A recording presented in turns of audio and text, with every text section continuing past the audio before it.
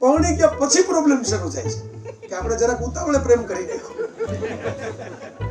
ગોવિંદા 37મી વર્ષે છૂટો થયો છે. હા તો એટલે એ તો આમ છૂટો થયેલો જ હતો એવું લાગતું હતું. જે રીતે સુનિતાના નિવેદન પછી એક આવતા હતા ને એવું લાગતું હતું કે છૂટા જ થઈ ગયા છે. ઓલી ગોળી જે બદલાતે છે રહસ્યમય ગોળી લાગી હતી એને.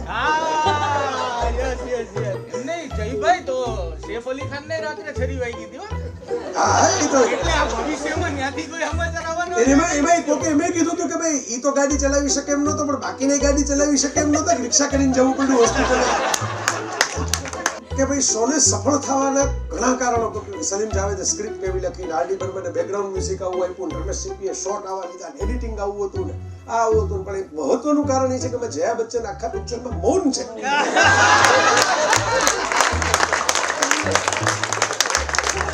કે મેં જ્યારે મારી વ્યથા મારી પ્રિયતમાને સંભળાવી ત્યારે મને ક્યાં ખબર હતી કે એને તો રેનકોટ પહેરેલો છે.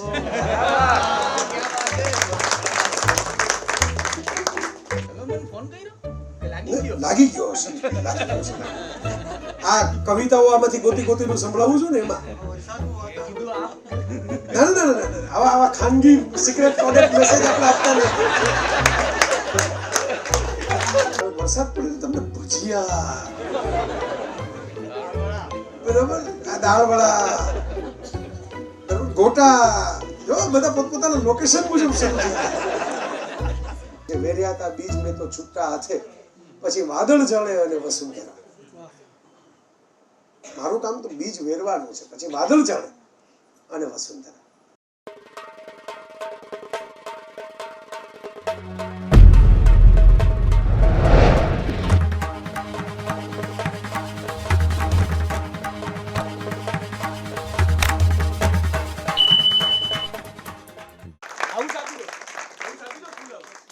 યસ, આવું મને દેખાય ને કોણ બેઠું છે સામે. બધા ગમતા ઘણા બધા મિત્રો બેઠા છે, અને કેટલાક તો એવા લોકો બેઠા છે કે જે આઈ ન હોત તો વરસાદમાં ભીંજાતા હોત.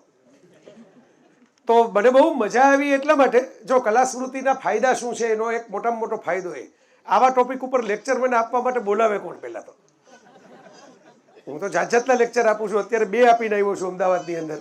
બરાબર, પહેલો programme solicitor general Tusharbhai Mehta અને એની સાથે હતા જ્ઞાનવત્સલ સ્વામી અને અશોકભાઈ દવે, એના પુસ્તકોનું વિમોચન. બીજો પ્રોગ્રામ હતો અહીં એક લીવર હેલ્થની ઝાયડસ હોસ્પિટલનો. તો આવા બધા પ્રોગ્રામો મારા થયા જ કરે છે. એની પહેલાં ગઈકાલે હું જીએમડીસીની અંદર હતો, ત્યાં મોટિવેશનલ પ્રોગ્રામ હતો. મુદ્દો એ છે કે આપણને ગમતું હોય એવું ક્યારે થાય? તો ત્યારે થાય જ્યારે કંઈક કળાની વાત હોય, જ્યાં સાહિત્યની વાત હોય, જ્યાં કંઈક જીવનને લગતો, સંવેદનાને લગતો સ્પર્શ હોય. એટલે અમે એવું નક્કી કરેલું કે ગીતથી શરૂઆત કરીએ. સીધી વ્યાખ્યાનથી શરૂઆત નથી કરવી, એક ગીત સંભળાવવું છે. થોડું ભલે લોકો મારી જેમ મોબાઈલ જોતા હોય, એકબીજા સાથે વાતો કરતા હોય, થોડુંક ગણગણાટ થાય. હવે એમાંથી આપણને ખબર પડે કે એક માછલી ઘરમાં માછલી બેઠી હોય ને, એનો એટેન્શન સ્પાન હોય એટલો આપણો નથી રહ્યો. કારણ કે આ 5 મિનિટનું ગીત હતું. બરાબર, જૂના જમાનામાં બહુ મોટા ગીત બનતા નહીં, ગીત ઝાઝા રહેતા પિક્ચરમાં, પણ એની સાઇઝ લેન્થ ઓછી રહેતી. તો 5 મિનિટનું ગીત આપણે બધા સાંભળી શકીએ છીએ કે એબ્સોર્બ કરી શકીએ છીએ. મને તો કંઠસ્થ જેવું થઈ ગયું છે. મને બહુ ગમતા ગીતોમાંનું એક છે. અમે તો પહેલાં એમ નક્કી કર્યું હતું કે આખો પ્રોગ્રામ જ એવો લેવો કે એક ગીત સંભળાવ્યું હોય, પછી કંઈક થોડીક વાતો, વળી ગીત સંભળાવીએ, વળી થોડી વાતો. પછી મને એમ થયું કે મેં કીધું ના એ આખી ગીતો ભરી કહાની પેલી વિવિધ ભારતી જેવું લાગશે. એટલે આપણે એવી ગીતો ભરી. હવે જનરેશન ચેન્જ થઈ ગઈ એટલે આપણે એવી કહાની નથી કરવી. પણ વરસાદ મારો એક ગમતો વિષય છે. ઋતુ, મોસમ. જે લોકો મને વાંચતા હશે એને ખબર હશે, મેં આના થોડાક જેને કહેવાય ને ભૂંગળા વગાડ્યા પણ છે ફેસબુકની પોસ્ટો લખીને કે ભાઈ કાલિદાસે ઋતુસંહાર લખ્યું, એની મારી ઉપર એટલી બધી અસર થઈ કે ભારતની ઋતુઓ અને મોસમો ઉપર કંઈક લખાવવું જોઈએ. તો લખાયું છે, નથી લખાયું કે હું પહેલો છું લખવાવાળું છું જ નહીં. કાલિદાસથી જ શરૂ થયું છે, તો હું પહેલો ક્યાંથી હોઉં? પણ મને એમ થાય કે ભાઈ શિયાળો આવ્યો તો શિયાળાની કંઈક વાત કરીએ, ઉનાળો આવ્યો તો ઉનાળાની કંઈક વાત કરીએ. કોઈક કંઈક ઉનાળો તો પરમનન્ટ સિઝન છે, કેટલાકને તો મગજમાં જ પરમનન્ટ રહેતો હોય છે. તો ઉનાળાની શું વાતો કરવી? પણ અમે એની વાતો કરીએ. અને આમ જેટલી વખત આવે તો કોઈક વાર કેરીની વાત કરું, કોઈક વાર ગ્રીષ્મના વર્ણનની વાત કરું, કોઈક વાર કંઈક સરસ મજાના આપણા કોઈ કવિતા લખાણી હોય એની વાતો કરું. મૂળ એવું છે કે આપણે ત્યાં ભણવામાં બધાને કહે છે કે ભાઈ અર્થ વિસ્તાર કરો. જ્યાં સુધી તમે સાયન્સમાં બહુ આગળ ન વધી જાઓ ત્યાં સુધી આ પરાણે કરવું પડે. કારણ કે લેંગ્વેજ તો આપણે ત્યાં પરાઠ ભણવાનો વિષય છે, થોડો મરજીથી ભણવો, ફરજિયાત ભણવો પડે એટલે આપણે ભાષા ભણીએ, બાકી આપણું ચાલે ભૂંગળું વાળી દઈએ. તો અર્થ વિસ્તાર કરો એમાં ગુણ મળતા હોય, માર્ક્સને ગુણ કે ગુજરાતીમાં, તો ગુણ મળે એટલે આપણે અર્થ વિસ્તાર કરતા હોઈએ. ખરેખર એ ગુણ કેળવવા માટેનો અર્થ વિસ્તાર હોય છે. જે તે વખતે જ્યારે આપણા પૂર્વસૂરીઓએ એમ વિચાર્યું કે ભાઈ પરીક્ષાઓમાં આવું બધું કંઈક કરીએ, એક ગુજરાતી વિષય રાખીએ કે હિન્દી વિષય રાખીએ, એની વાચનમાળા બનાવીએ, એમાં કવિતાઓ મૂકીએ, એમાં પાઠ મૂકીએ, સારા સાહિત્યનો કોઈ અંશ મૂકીએ, નવલકથાનો, આવું બધું અમે ભણતા. હવે હું તો ઘરે ભણ્યો છું તો હું બધી ટેક્સ્ટ બુક લઈ આવતો. મારા મમ્મીએ એવી ટેવ રાખેલી કે ભાઈ જે બહાર ચાલતું હોય એની ટેક્સ્ટ બુક લઈ આવવી. તો એમાં આવા બધા અલગ અલગ સાહિત્યનો સ્પર્શ થાય. અર્થ વિસ્તાર કરવામાં માર્ક પેલા ગુણ આવે કે ન આવે, આપણામાં એ ગુણ ખીલે કે ફિલિંગ્સ કોને કહેવાય, ઓબ્ઝર્વેશન કોને કહેવાય.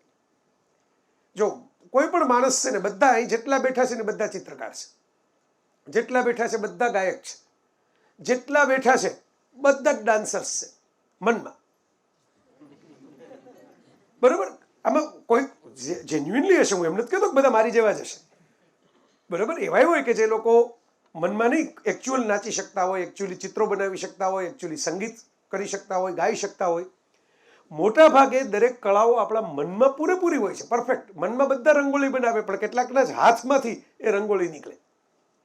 તો આ જે મનમાં જે રંગોળીઓ રચાતી હોય છે એ વ્યક્ત કરવા વાળાને કહેવાય સર્જક, જેને આપણે ક્રિએટર કહીએ છીએ. ક્રિએટર કોણ? જે આપણા મનમાં છે એ ભાવ વ્યક્ત કરી દે.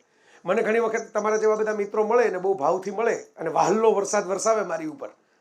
આપણે વરસાદ જેવું જ હોય છે, એમાં દેખાતું બંધ થઈ જાય એટલું બધું વરસાવી દે, બરાબર? જેમ વરસાદમાં દેખાતું બંધ થઈ જાય, બ્રેક ફેલ થઈ જાય, કંઈક બીજે ભટકાઈ જાઓ, એમ અત્યારે હું જે એક કાર્યક્રમમાંથી બીજા કાર્યક્રમમાં આવ્યો તો આ હિતેશ સાક્ષી છે, એ પણ કલાકાર જીવત છે, મારો બહુ જૂનો મિત્ર છે, અત્યારે મુંબઈથી આવ્યો અને ઇઝ અ ડિરેક્ટર. એ ફિલ્મો, સિરિયલો, નાટક બધું જ ડિરેક્ટ કરી ચૂક્યો છે. તો એ સાક્ષી છે કે પછી અત્યારે જે એટલો બધો વહાલનો વરસાદ વરસાવતા હતા, એક પતિ પત્ની દંપતી હતા, એક સાથે મારી ઉપર વહાલ વરસાવતા હતા. એટલે મારે એમ કહેવું પડ્યું કે મારે એક બીજો પ્રોગ્રામ છે, એટલે અહીં તમારે બ્રેક મારવી પડશે, એટલે મારે ટર્ન મારવો પડશે. તો આ જે વાત છે એ ફિલિંગ્સ છે. આ જે કંઈ આપણને વહાલ ઉપરાય છે ફિલિંગ્સ છે. શું કામ સર્જકો ઉપર ઉપરાય છે? કેમ પડદા ઉપર અમિતાભ બચ્ચન ક્રાંતિ કરતો, પછી સની દેઓલ 2.5 કિલો હાથને હથોડા લઈને આવ્યો, પછી અજય દેવગણ આમ લાલ હિંગોળક આંખો લઈને આવ્યો, હીરોઝ બધા હવે બધા સાઉથમાંથી આવે છે, અલ્લુ અર્જુન કે KGF વાળો યશ, કે એ આપણને કેમ ગમી જાય છે? કારણ કે જે આપણે કરવું છે એ કરી નાખે છે. મનોમન જે આપણે કરવું છે એ કરે છે.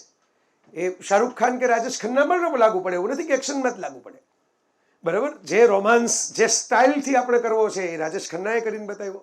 અહીં પૂછો, અભિનેતાઓ બેઠા જ છે અમારા, બરાબર? એ મેસ્મરિઝમ જેને કહેવાય, જાદુમાં તમને જકડી લે એવું જાદુ શાહરૂખ ખાને પણ કરીને બતાવ્યો. તો એ બહુ યુનિક ઘટનાઓ છે, એટલે આપણને ગમી જાય છે, એટલે આપણે એની એક ઝલક માટે રાહ જોતા હોઈએ, એટલે એની સાથે હાથ મિલાવવા માટે જાય, ફોટા પડાવવા જાય. મને પોતાને ઘણીવાર એવું થાય કે તમે બધા આટલો બધો પ્રેમ કરો. હું તુષારને કહેતો હતો, જો આજે મારા ગમતા લોકોનું અહીં કાર્યક્રમો છે, જેમ કે સૌમ્યનું નાટક છે. હવે સૌમ્યનું નાટક જોવા તો હું જાઉં છું, મારો પ્રોગ્રામ અહીં ન હોય તો, બરાબર? અને સૌમ્ય તો અમારા કલાસ્મૃતિ સાથે જોડાયેલો પરમાનન્ટ મેમ્બર જેવું છે. તો આવા બધા મૂકીને તમે લોકો અહીં આવીને બેઠા, વરસાદ જેવું છે, આગાહી છે, વરસાદનો માહોલ છે, સારું કહેવાય, ભગવાનની કૃપા કહેવાય કે અમે વરસાદનો વિષય નક્કી કર્યો ને ત્યારે મોન્સૂન ફેસ્ટિવલ વખતે જ વરસાદ આવ્યો 3 દિવસ અમદાવાદમાં. એટલે આ સારું, ભવિષ્યમાં યજ્ઞની નહીં કરવી પડે, આપણે યજ્ઞો કરવાને બદલે કલાસ્મૃતિના મોન્સૂન ફેસ્ટિવલ કરશું. તો એ લોકોને એવું થાય છે કે અમારે જે કહેવું છે ને એ જય વસાવડાએ કહી દીધું, અમારે જે વાંચવું છે ને જય વસાવડાએ લખી દીધું. આ છે ફિલિંગ્સ. ફિલિંગ્સ જે બને છે આર્ટ. પછી એ પોએટ્રી હોય, એક્ટિંગ હોય, મ્યુઝિક હોય, ડ્રામા. તમે જુઓ, તમે જો એનું લિસ્ટ આખું જોયું હોય, તમારામાંથી કેટલાક બધામાં કદાચ તમે જો એ જોયું હોય એમાં બધું તમામ પ્રકારની કળાઓ હતી. તો એ કળાઓ જ્યારે વ્યક્ત થતી હોય, એક્સપ્રેશન છે. અને આ ફિલિંગ્સ અને એક્સપ્રેશન આપણી અંદર આવે એ છે મોસમ, એ છે ઋતુ. ઋતુ એટલે એ નહીં કે જે કેલેન્ડરમાં બદલાય. ઋતુ એટલે એ કે જે આપણી અંદર વરસે, આપણી અંદર બદલાય, આપણને કશુંક પ્રેરિત કરે, આપણને કશીક ચેનલાઇઝ કરે, મોબિલાઇઝ કરે. એટલે વરસાદ બહુ યુનિક છે, કારણ કે ભારત પાસે જેવું ચોમાસું છે એવું ચોમાસું હું દુનિયા હમણાં બહુ ફરું છું અને એ ઓબ્ઝર્વ કરું છું કે વરસાદ તો બધે છે, આખા જગતમાં વરસાદ છે, ચોમાસું બધે ભારત જેવું નથી. આપણે સ્ટ્રેટેજિકલી, આ તો ભૂગોળનો અને વિજ્ઞાનનો વિષય થઈ ગયો, એવી રીતે પ્લેસ થયેલા છીએ પૃથ્વીના પોપડા ઉપર અને કર્કવૃત ને વિષુવવૃત ને મકરવૃત ને બધાના ખેલની વચ્ચે કે આપણી પાસે પ્રોપર 4 મહિનાનું ચોમાસું છે. ગુજરાતમાં થોડું ચોમાસાના 4 મહિના હવે હમણાં આડાવડા થઈ ગયા છે, એટલે જૂનને બદલે જુલાઈમાં શરૂ થાય ને પછી નવરાત્રી ઉપર તો આવે ને આવે. હમણાં છેલ્લા 2-3 વર્ષથી આવું ચાલે છે. પણ ઓવરઓલ ચોમાસું જે છે એ બહુ ઇન્ટરેસ્ટિંગ ચોમાસું છે આપણું. તમે વિચાર કરજો કે આપણા ચોમાસાના 4 મહિના વરસાદ પડ્યા કરે, વચ્ચે વચ્ચે પાછો વરાપ નીકળે, પાછી હૂંફ આવે, પાછો વરસાદ પડે, પાછો વરાપ નીકળે.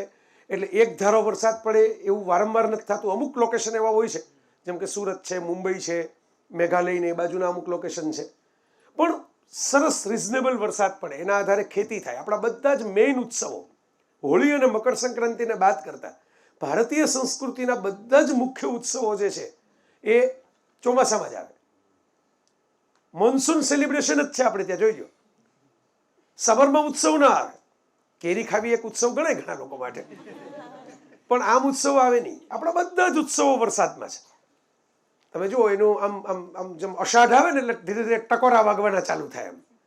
આમ ઓલું કંઈક ભજીયા તળાતા હોય ને કેમ ધીરે ધીરે તાવડામાંથી સુગંધ બહાર નીકળે, પછી એમ થાય કે એકાદ તો ખાઈ લઈએ. અત્યારે ઊભા પણ લોકો ઘણી વાર ખાઈ લે પ્લેટની રાહ જોયા વગર. એ જે સુગંધ તહેવારોની, ઉત્સવોની, પર્વોની આવતી શરૂ થઈ જાય, અને એ સુગંધ જે શરૂ થાય એ ધીમે ધીમે ધીમે ધીમે પછી એક પછી એક પછી તો આપણને એમ થાય ઘરે જન્માષ્ટમી તો જતી રહી, બરોબર. હવે તો કે નવરાત્રી, હમણાં પછી આમ નવરાત્રી સેડનેસ આવે, તમે જોયું હશે. એ ન આવે એના માટે ગુજરાતીઓએ થોડુંક એક્સટેન્શન કર્યા કરે છે. પહેલાં થોડીક આમ વહેલી બોલાવે નવરાત્રીને અને પાછળ શરદ પૂનમ લગી તો ચલાવી રાખે. ખોટું કિરણભાઈ, સાચું ને? બરાબર, ચલાવી રાખે. એટલે એ આપણને આવડે, ગુજરાતીઓને બે છેડા કેમ ખેંચવા ને આવડે.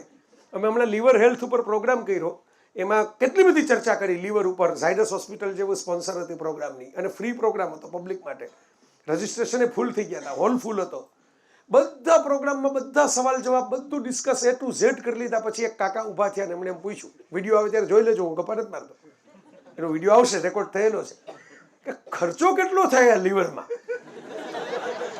એટલે મેં કીધું આ ગુજરાતી સવાલ છે, આ ફાયદો શું એની ચર્ચા આપણે બધી કરી લીધી, લીવર વિશે જાણવાથી ફાયદો શું. પણ એમણે ટિપિકલ સવાલ ઊભો કર્યો, ખર્ચો શું. આ ધારો કે માંદા પડી ગયા અને આપણું લીવર ફેલ થયું તો રૂપિયા કેટલા ભેગા કરવાના છે. તો આ આપણો સ્વભાવ છે. એટલે આપણે નવરાત્રિને ખેંચી રાખીએ કે ભાઈ આ છેડેથી થોડીક ખેંચાય, આ છેડેથી થોડીક ખેંચાય, એટલે 9માંથી 16 દિવસ થઈ જાય. તો એમ બે છેડેથી નવરાત્રિ ખેંચીએ. પછી દિવાળી આવે, જેમાં મોટા ભાગે હવે કોઈ ઘરે તો રહેતું જ નથી, બધા ભારત ભાગી જાય છે. ખાલી ગામડાઓમાં જ દિવાળી ઉજવાય છે, જેમાં લોકો ઘરે મળે. બાકી દિવાળી હોય એટલે બધા એકબીજાને મળે, પણ ક્યાં? કુલ્લુ મનાલીમાં. અહીંના જ હોય, અમદાવાદના જ હોય, પણ ત્યાં મળે, કારણ કે બે નક્કી કર્યું હોય કે આપણે તો નીકળી જવું છે આ વખતે. પણ ઇન શોર્ટ, મોટાભાગના ફેસ્ટિવલને આપણે તો પછી હરક પદુડા ખરા, એટલે આપણે તો બધું ઉજવી નાખીએ.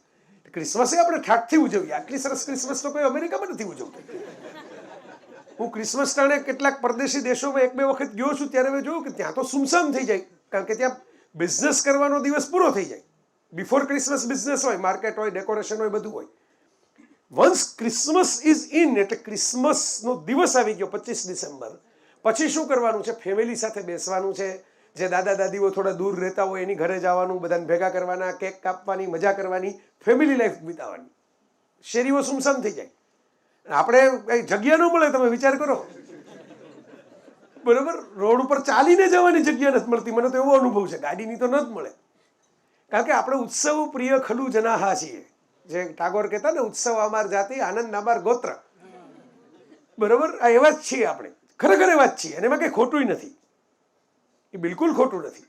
આજે સોલિસિટર જનરલ સાહેબ બેઠા હતા જ બોલ્યો, એમની સામે જોઈને બોલ્યો, મેં કીધું તમે સુપ્રીમ કોર્ટનો આદેશ છે એટલે મારે બહુ જાજુ કરે. મને કે બોલો બોલો, વાંધો નહીં, હું બેઠો છું. તો મેં કીધું આ જેટલા કૂતરાઓ વિશે અત્યારે ચિંતિત થઈ ગયા છે બધા, તો મેં કીધું એ તો બરાબર છે, ચિંતિત થાય સ્વાભાવિક છે, થવું જોઈએ. કોકે તો ચિંતા કરવી જોઈએ સમાજની. તો સુપ્રીમ કોર્ટ કરી રહી છે અત્યારે. પણ આ જેટલા કૂતરાઓ ભસે છે એના કરતાં વધારે તો માણસો ભસતા થઈ ગયા છે એકબીજા ઉપર. તો એનું કોણ વેક્સિનેશન કરશે? તો એનું વેક્સિનેશન એટલે આ બધું, આ મોન્સૂનની સિઝન. આપણે એવું માનીએ છીએ કે વરસાદ પડે એટલે બધા જો આમ આપણે કોઈ પાંદડા હોય અને મેલા ઘેલા લાગતા હોય તો શુદ્ધ થઈ જાય, ચોખ્ખા થઈ જાય વરસાદ પડે એટલે. ધોધમાર વરસાદ આવે, ધીમો ધીમો આવે તો જરા કાદવવાળા થઈ જાય, પણ ધોધમાર વરસાદ આવે તો બધું ચોખ્ખું કરી નાખે. એટલે આમ પહેલાં કરતાં વધારે સરસ જોવું ગમે એવું થઈ જાય. પર્વત હોય તો પર્વત જોવો ગમે એવો લાગે.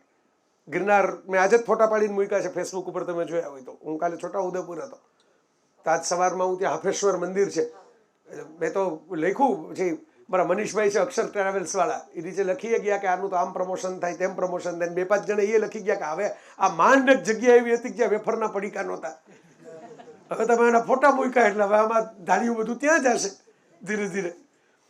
તો બહુ જ બ્યુટીફુલ લાગે, કારણ કે ગ્રીન લાગે. Green is a colour of monsoon. Green cover થઈ જાય આખી બધી જગ્યાઓ અને ફ્રેશનેસ ફીલ થાય. આ સાયકોલોજીકલની થેરેપી છે. તમે જુઓ, મોટા ભાગના આધ્યાત્મિક અથવા તો કોઈ રિટ્રીટ કહેવાય એવા આધ્યાત્મિક નહીં તો જે બધા કહે ને કે લાઈફ તમારે ચેનલાઇઝ કરવી છે, તમારી જિંદગીને સરખા વધારે સારી રીતે જીવતા શીખવું છે, તો એ ત્યાં જવાના પ્રોગ્રામો જે ગોઠવે છે ને આ દુનિયા, એ ક્યાં ગોઠવે છે? ગ્રીન સ્પેસમાં. કોઈ પહાડો હોય, નદી હોય અને થોડી ગ્રીનરી દેખાતી હોય. આ સાયન્ટિફિક સ્ટડી છે કે તમે વારંવાર આવી મોકળાશવાળી ખુલ્લી લીલી જગ્યાઓ જુઓ ને એટલે તમારા મનમાં જે થોડાક જે આ મેં કીધું ને ભસવાવાળા જે જીન્સ એક્ટિવેટ થતા હોય ને એ થોડા હસવામાં જતા રહે ભસવાને બદલે. આ મોન્સૂન છે, આ ચોમાસું છે આપણું, આ ગ્રીનરી છે. એ ખાલી જે પહાડ અને પાંદડા જ શુદ્ધ નથી કરતું, એ પાણી મનને શુદ્ધ કરે છે, એને નિતારે છે.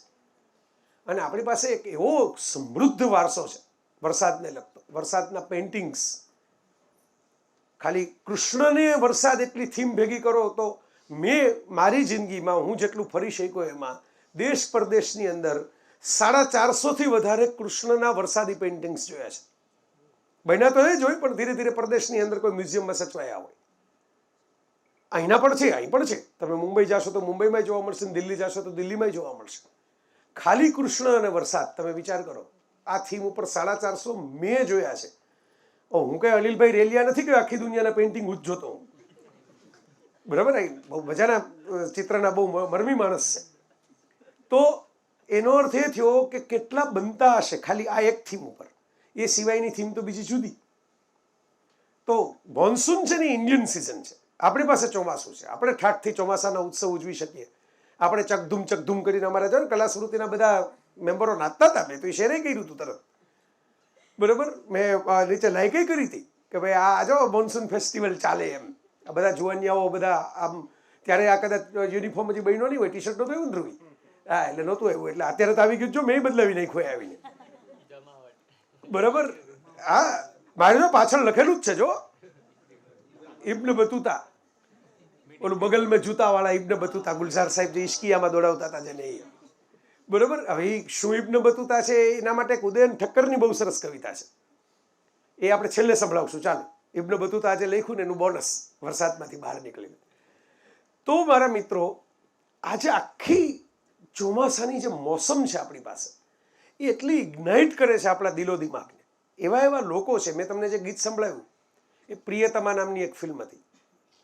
એક અંગ્રેજી ફિલ્મ ઉપરથી એનો કોન્સેપ્ટ લઈને સરસ રીતે એનું ભારતીયકરણ, એ વખતે બધા એવા ડિરેક્ટરો આપણી પાસે હતા કે ભાઈ ભારતીયકરણ પણ એવું કરે, મૂળ ડિરેક્ટર જોવે તો એને 2 વાત નવી જાણવા મળે, એટલી સરસ રીતે કરે. અને એ બાસુ ચેટર્જીએ પ્રિયતમા બનાવેલી. જીતેન્દ્ર અને નીતુ સિંહ શરૂઆતમાં બેના લવ મેરેજ થાય છે. અત્યારે ખરેખર કામની છે એ ફિલ્મ તો. બે એટલે કઈ વિના વિઘ્ને પરણી જાય છે. એટલે તમને એમ થાય કે ઓહો, આમાં કંઈક કોન્ફ્લિક્ટ તો આવ્યો જ નહીં, 2 જણાને પ્રેમ છે, પ્રેમ થઈને પરણી ગયા. અને પરણી ગયા પછી પ્રોબ્લેમ શરૂ થાય છે કે આપણે જરાક ઉતાવળે પ્રેમ કરી નાખ્યો, બરાબર? કે આ ગમતા માણસને જ પરણ્યા છો, પણ 2 જ જણા છે, બીજું જ કોઈ છે નહીં. આમાં શું હોય, કંઈક 2-5 જણા આજુબાજુ હોય તો કોઈક ઠારે ખરા, બરાબર? આમાં કોઈ ઠારવા વાળું ન હોય તો સળગા જ રાખે. જા માલિની બેને વૈસાય આ મુદ્દા ઉપર. તો આ તમે વિચાર કરજો. આમાં ઘણીવાર છે ને આમ બધા એમ કે એરેન્જ મેરેજમાં છૂટાછેડા ઓછા થાય, એમાં શું હોય, 2-5 હજારને જમાડીને કર્યા હોય, એટલે પછી એમ થાય કે આ 10-15-20 લાખ તો ખર્ચી જ નાખ્યા છે. હવે તાત્કાલિક ક્યાં છૂટું પડવું પડવું હોય તો 5 વર્ષ વસૂલ તો કરીએ જેટલા ખર્ચા છે એટલા આ બધા જેટલા ખર્ચા એ પાછા 200 જણા પાછા ઘરે આવીને પૂછપૂછ કરશે કે તમે શું થયું કેમ પ્રોબ્લેમ છે. ગોવિંદા 37મી વર્ષે છૂટો થયો છે. હા તો એટલે એ તો આમ છૂટો થયેલો જ હતો એવું લાગતું હતું. જે રીતે સુનીતાના નિવેદનો એક પછી એક આવતા હતા ને એવું લાગતું હતું કે છૂટા જ થઈ ગયા છે. ઓલી ગોળી જે મધરાતે જે રહસ્યમય ગોળી લાગી હતી એને બરાબર જેનો કઈ બંદૂક સાફ કરતો ગોવિંદા પાસે શું કામ બંદૂક હોય પહેલા તો અને બંદૂક હોય તો કોઈ માણસ પોણા 5 વાગે કોઈ જાતના થ્રેટ વગર કોઈ જાતના વાયોલન્સ વગર રાયોટ્સ વગર કાંઈ વગર એ બંદૂક સાફ કરવા શું કામ બેસે? સંજય દત્ત નહોતો બેઠો આટલી બંદૂકો ઘરમાં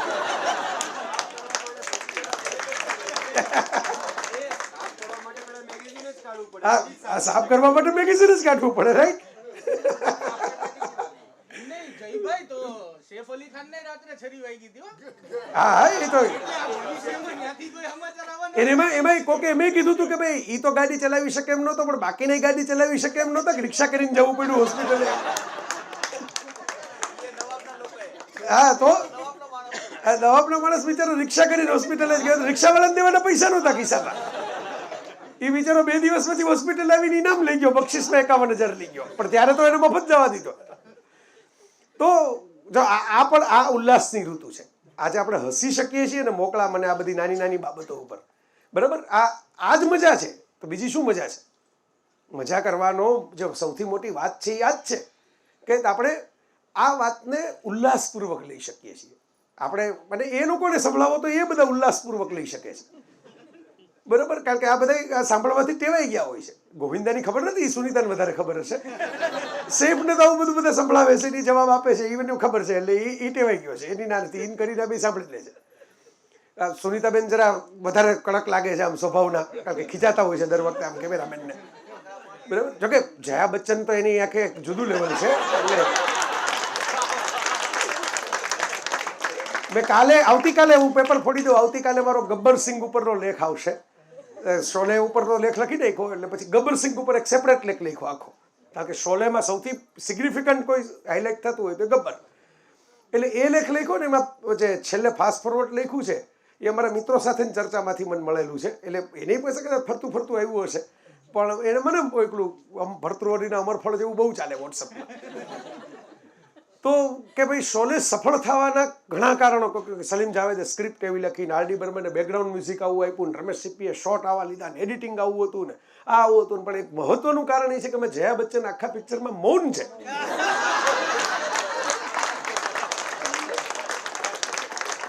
નીતર તો ખખડાવી નાખે તો પેલા કેમેરામેનને ખખડાવી નાખે, ગબ્બરને ખખડાવી નાખે, સાંભાને ખખડાવી નાખે કે તારે કઈ કામ જ નથી બીજું બેઠો બેઠો હાયા કહીને નાખે જાય. તો આપણે વાત આ નથી કરતા હો, તમે ધ્યાન રાખજો. આપણે વાત મોન્સૂનની કરીએ છીએ, ચોમાસાની કરીએ છીએ, પણ એની સાથે આ બધી મસ્તીઓ એટલા માટે જોડાયેલી છે કે આ આપણે વાત કરતા હતા ભેગા થવાની, મેરેજની, લગ્નની.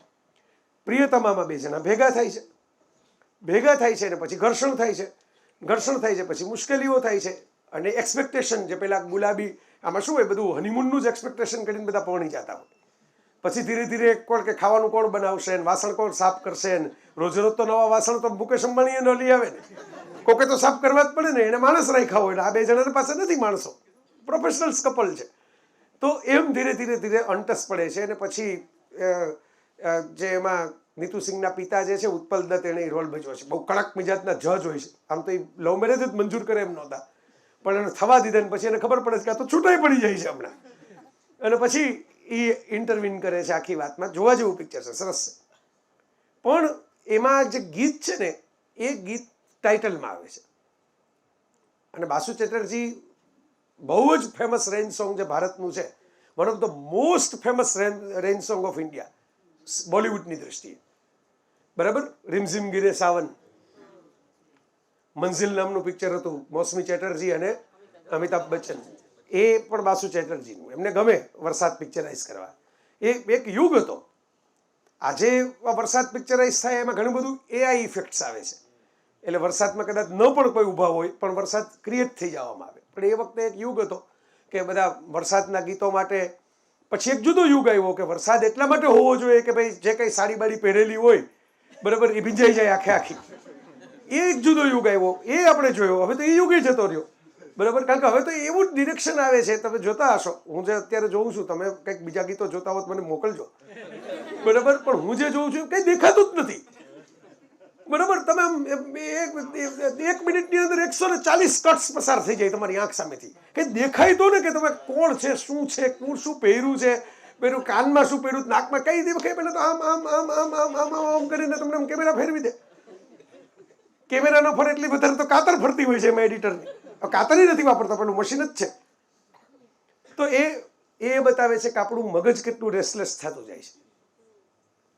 કે આપણે અત્યાર સુધી તો એમ વાત કરીએ છીએ કે ભાઈ ઓહો વરસાદની અંદર નાહતી સુંદરીઓ વાળા ગીતો, પણ નાહતી સુંદરીઓ પણ ત્યારે બતાવતા એમાં કેમેરા સ્થિર રહેતો, એટલે તમે જોઈ શકતા કે આ રવીના ટંડને પીળી સાડી પહેરી છે, આજ રપટ જાય એમાં સ્મિતા પાટીલની સાડી છે, એની કોર લાલ છે બરાબર. હવે એ તમને જોવા જ ન મળે, તમને એ આમથી આમ પસાર જ થઈ જાય બધું. એ આપણું જીવન છે, એ એટલી સ્પીડમાં ભાગી રહ્યું છે અત્યારે કે એને કારણે એડિટિંગના કટ્સ આપણે જે જોઈએ છીએ એ વિડીયોમાં વધતા જાય છે. તમે ક્યારેક વિચારજો, કારણ કે આપણા જીવનના કટ્સ જ એટલા વધતા જાય છે. આપણે જેટલું કટિંગ કરીને જીવીએ છીએ કે એ કટિંગ ધીરે ધીરે જે બનાવનારા લોકો છે એ માણસો જ છે ને, તો એમાં આવી જાય છે. તો આ ગીતની અંદર મુંબઈનો વરસાદ છે. તમે ક્યારેક યુટ્યુબમાં જોવા મળે તો જોજો, ફ્રી જ છે, યુટ્યુબમાં ફ્રી જ પડ્યું છે આ ગીત બરાબર. મુંબઈનો વરસાદ છે અને એને પિક્ચરાઇઝ કરીને એમાં પ્રોષિત ભર્તૃકા એવો એક આપણી પાસે શબ્દ છે સંસ્કૃતમાં. વાહ તુષાર, પ્રોષિત ભર્તૃકા. તમે આમ જે અદામાં જે દાદ આપીને, અમરેલી બાજુના કવિએ એના ઉપર કાવ્ય લખ્યું છે. હર્ષદ ચંદારાણાએ લખ્યું હશે. હા, લખ્યું છે, વિમલ અગ્રવાતે લખ્યું. ઓકે, વિમલ અગ્રવાતે લખ્યું છે. વાહ કાવ્ય છે, હું મોકલીશ તમને રાત્રે ગોતી. વાહ ભાઈ વાહ, વાહ વાહ વાહ. કોઈને ખબર છે પ્રોષિત ભર્તૃકાનો અર્થ? રૂચા? હા, મને એટલે જ મેં આમ જ જોયું છે સીધું.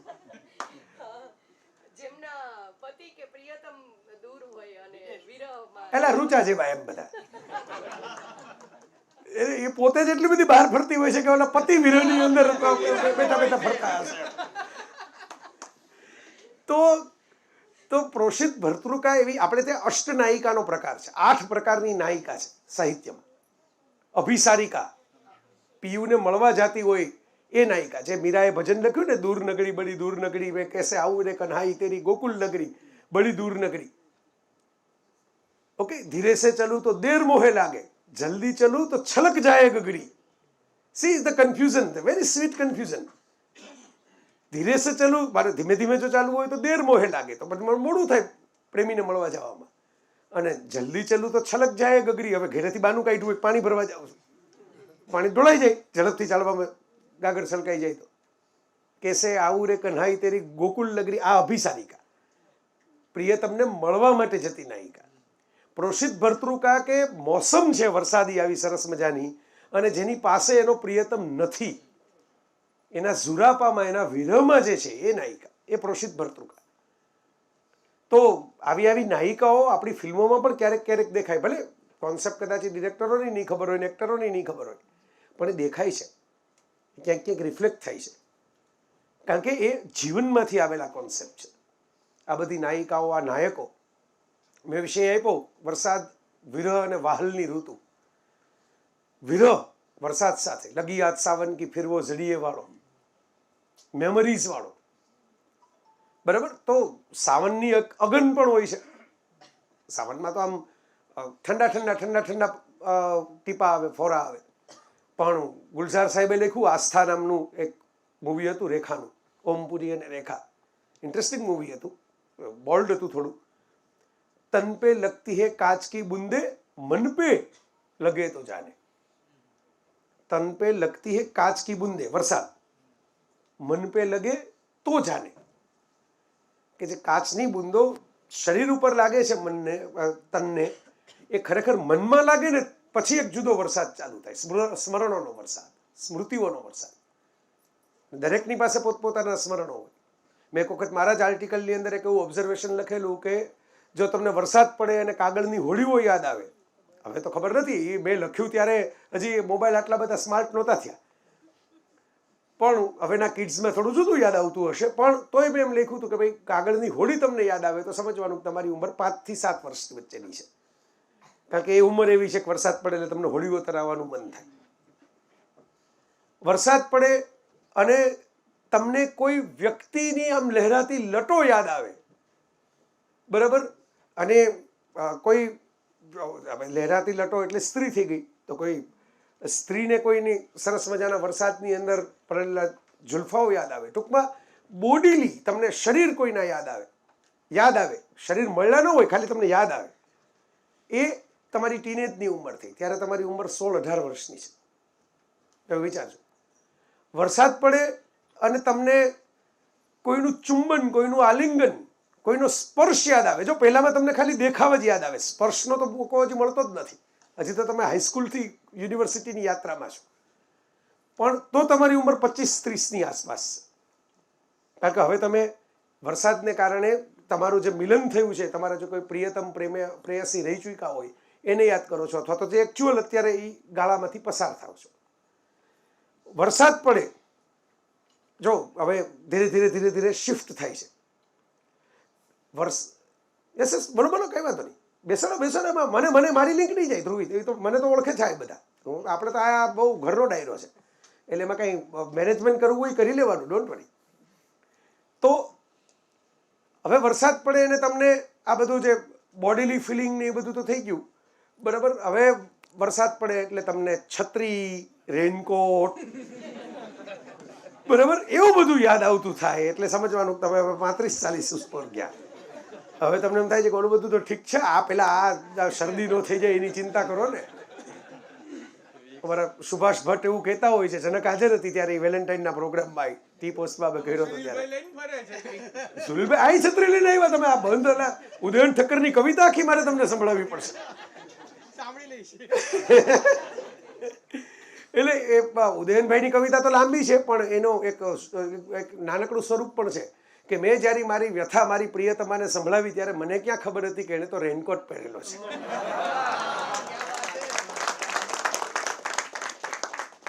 તો આ છત્રીઓ, રેનકોટ, ઓલા શૂઝ જુદા પ્રકારના, એવું બધું યાદ આવે એટલે સમજી લેવાનું કે જો હું સુભાષ ભટ્ટને યાદ એટલે કરતો હતો કે એણે એવું કીધું હતું.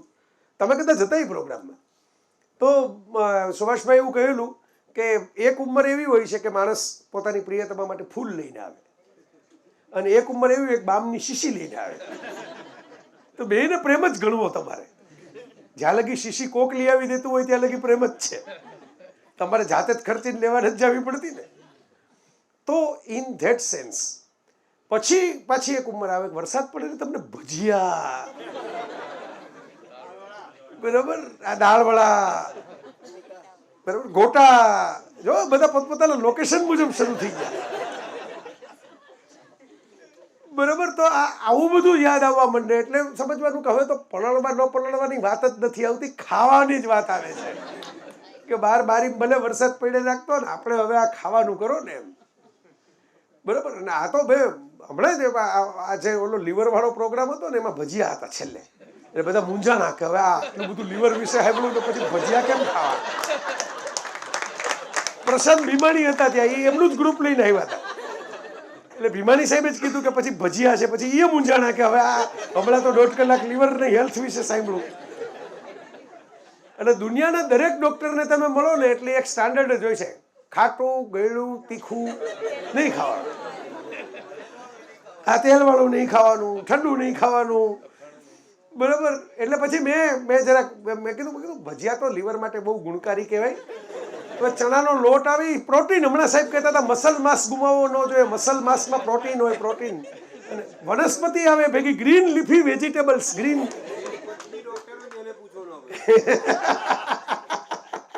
પણ એને મેં રેસીપી આપી દીધી ને, અને પાછા માંડવીના તેલમાં તળાય એટલે ડબલ પ્રોટીન. શીંગ પણ પ્રોટીનનો જ સોર્સ છે. તો આ જે વાત છે એ તો મજાકની વાત છે, પણ આ જો ઉંમર ડિફાઇન થતી જાય એટલે હવે તમે 50 આસપાસના છો, તમને ભજીયા સિવાય બીજું વરસાદમાં કંઈ દેખાતું જ નથી, દાળવાળા સિવાય કંઈ દેખાતું જ નથી. પછી પણ એક ઉંમર હોય કે જ્યારે વરસાદ પડે એટલે તમને પેલી શીશીઓ હમણાં જે આપણે સુભાષભાઈ વાળી કહેતા હતા એ બધું યાદ આવે વરસાદ ચાલુ થઈ ગયો છે, હવે આપણે આ લગાડીને સૂવું પડશે ને હવે આપણે આ કરવું પડશે ને આ શેક કરવો પડશે ને ઓલું કરવું પડશે. અને પછી એક એવી ઉંમર હોય કે વરસાદ પડે એટલે તમને કંઈ યાદ જ ન આવે, ભલે પડ્યા રાખતો. બરાબર, પાંખવાળા મંકોળાને કેમ સાફ કરવા એના સિવાય બીજું કંઈ યાદ આવે જ નહીં. આ જે ઉંમર જે છે ને એ બહુ ખતરનાક ઉંમર છે.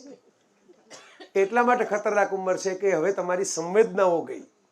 આપણે એમ માનીએ છીએ પેલા ડોક્ટરોની હથોડી આમ પગના તળિયે આમ મારીને ચેક કરે, કંઈ થાય છે, કંઈ થાય છે. હારું છે ગલી પછી ઓમ કરીને નથી કરતા, કંઈ થાય છે, કંઈ થાય છે. તો એ ચેક કરે કે ભાઈ સેન્સેશન આવે છે કે નહીં, એ બ્લડ પહોંચે છે કે નહીં. પણ આ પણ એક ચેકિંગ જ છે કે હવે તમને વરસાદ પડે કંઈ યાદ જ નથી આવતું, બધું ખોવાઈ ગયું છે. યાદ આવતું હતું, બધા રસ સુકાઈ ગયા. એ ડેન્જરસ છે. રામકૃષ્ણ પરમહંસને મીઠાઈ બહુ ભાવતી, કઈ નવી વાત નથી. પરમહંસ ભલે રહ્યા પણ હતા બંગાળી, એટલે મીઠાઈ તો ભાવે ને. વિવેકાનંદને આઈસ્ક્રીમ બહુ ભાવતો. વિવેકાનંદને આઈસ્ક્રીમ ઉપર પત્રો લખેલા છે પોતાના શિષ્યોને અમેરિકા બેઠા બેઠા કે ભાઈ અહીં જે આઈસ્ક્રીમ મળે છે, ઓહો એવું કરીને લખ્યું છે એમણે. આપણે ઓલા વેદાંત વાળા જ પત્રો બધા વંચાવે છે, આઈસ્ક્રીમ વાળા વંચાવતું જ નથી કોઈ. તો બંગાળી હોય ને કોઈ પણ, તમારા લોહીમાં જો બંગાળનું લોહી થોડુંક હોય તો થોડીક મીઠાઈઓ તો અંદર ઘૂસી જ ગઈ હોય. એટલે આખી પૃથ્વી ઉપર કદાચ એક એવો પ્રદેશ છે કે જે એક પીસ મીઠાઈ તમે પડિયામાં લઈને ઊભા ખાઈ શકો. બરાબર, આપણે જેમ ગોટા ખાતા હોય એવી રીતે ખાઈ શકો. હા, એ ડીશ આટલો નાનો પડિયો આપે. તો આ જે વાત છે એ એટલા માટે હું કહું છું કે પરમહંસને બહુ ભાવતી મીઠાઈ. તો કોઈક એક દિવસ શારદામણીમાં એમના પત્ની, જે પોતે પણ પૂજાતા અને રામકૃષ્ણ પરમહંસ વિશે તો બધા જાણે જ છે કે સાવ અલગારી હતા. તો વિવેકાનંદને કારણે આપણને નામે ખબર પડી, બાકી ખબર ન પડત કે આવો એક માણસ કાલી ઘાટ ઉપર બેસીને જતો રહ્યો. એને કંઈ પોતાના ફોટા પડાવ્યા હોય, શિબિર કરી હોય કે 7 દિવસ આપણે ભેગા થાવ એટલે હું તમને બધું દુનિયા બતાવી દઈશ, ઈશ્વર બતાવી દઈશ, આવું કાંઈ કેમ્પેન કર્યું નહોતું. તો શારદામણીમાં એમને એમ કીધું તમને આટલી બધી મીઠાઈ કેમ ભાવે છે, તમે તો પામી ગયા છો, પહોંચી ગયા છો બધે. એટલે એમણે હસતા હસતા કીધું કે દેવી, તમારે એક ગાય હોય, ભાગી જવાની હોય, નાનું વાછરડું હોય ગાયનું, ભાગી જવાનું હોય, ત્યારે ખૂંટીએ બાંધી રાખવું પડે. એમ આ જીવ તો ક્યારનો આ સંસારમાંથી વિદાય થઈ ગયો છે, પણ મેં એક મીઠાઈ નામની ખૂંટીએ બાંધીને રાખ્યો છે. હવે જો આ તમે જે દિવસે હું ના પાડીશ ને મીઠાઈ ખાવાની, ત્યારે સમજી લેજો કે છેલ્લી દોડીએ છૂટી ગઈ આ પૃથ્વી ઉપર રહેવાની. તો આ જે વાત છે, આ નાના નાના બંધનો, ભલે વેદના થાય, બરાબર, રેઇન અને પેઇનના ઉચ્ચારો કોનોટેશન સરખા જ છે ઇંગ્લિશમાં. એટલે રેઇન સાથે ઘણા લોકોને પેઇન પણ થાય. તો એ પેઇન થઈ ત્યાં સુધી સારી વાત છે, હું તો એમ કહું છું. બરાબર, તમને કોઈકનો વિરહ ફીલ થાય છે, એ વિરહ તમને અડે છે, વિરહ તમને સળગાવે છે, વિરહ તમને તડપાવે છે, ધેટ મીન યુ આર એલાઇવ. તમે એમ કહો છો ને હું તો દુઃખી છું, હું તો ડિપ્રેસ છું, હું તો ભાંગેલો છું, હું તો તૂટેલો છું, મારું બ્રેકઅપ થઈ ગયું, મારે જોડીને જતા રહ્યા, મારે બ્લૂટિક નથી થતી મેસેજમાં.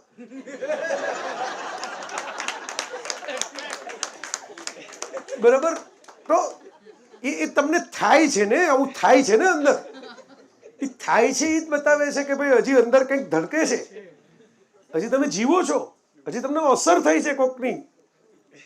જે મિનિટે એ બધું ખાતું જ બંધ થઈ જાય ને, તો એ તો મોન્સ્ટરની સાઇન છે કે તમે રાક્ષસ છો, તમને કંઈ અસર જ નથી થતી કોઈ વસ્તુની, તમે ફિલિંગ પેલી કરી જ નથી શકતા.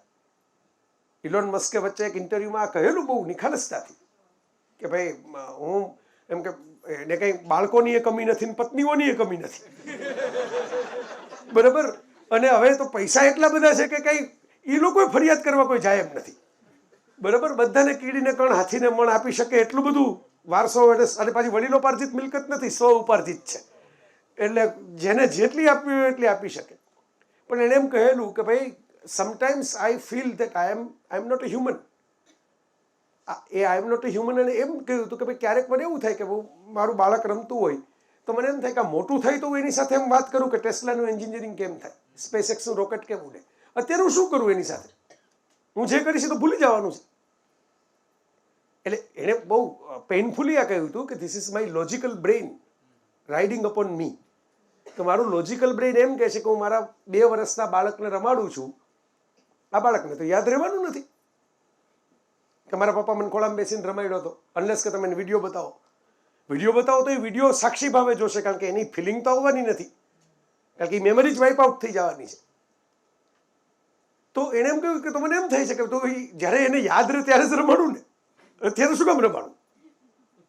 સી, વાત તો કોઈ ખોટી તો છે નહીં, બહુ સાયન્ટિફિક ને રેશનલ વાત છે, પણ એ રેશનલ વધી જાય ને ત્યારે જ ઇમોશન ખૂટી જાય છે. એ જ મુદ્દો છે. રેશનલ બ્રેઇન તમારું બહુ ઓવરપાવર કરે તો તમારું ઇમોશનલ બ્રેઇન ખતમ થઈ જાય.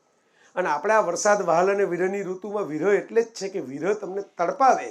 ઇટ મીન્સ કે ઇમોશન્સ આર ધેર. તમારામાં લાગણી છે, તમે માણસ છો, તમને અસર થાય છે. તમને બિલકુલ અસર જ ન થાય તો કાં તમે ઈશ્વર છો કાં તમે રાક્ષસ છો. અને આપણે ભારતમાં સદનસીબે ભગવાનો પણ એવા બનાવ્યા છે કે જેને અસર થાય, જેને તમે મેણા મારી શકો, જે બેસી શકે તમારા પગ પાસે, જે ખભા ઉપર ખોળામાં માથું ઢાળી શકે. વરસાદના ઉત્તમોત્તમ વર્ણનો સંસ્કૃત સાહિત્યમાં છે. મેં હમણાં કીધું કે કાલિદાસ તો અલ્ટિમેટ આમ તેમ ઋતુસંહાર, પણ સંસ્કૃતનું સૌથી પહેલું વર્ષા વર્ણન વાલ્મીકીનું છે. કારણ કે સૌથી પહેલું સંસ્કૃત મહાકાવ્ય જ રામાયણ છે. રામાયણ પહેલાં તો કોઈ મહાકાવ્ય સંસ્કૃતમાં રચાયેલું નથી.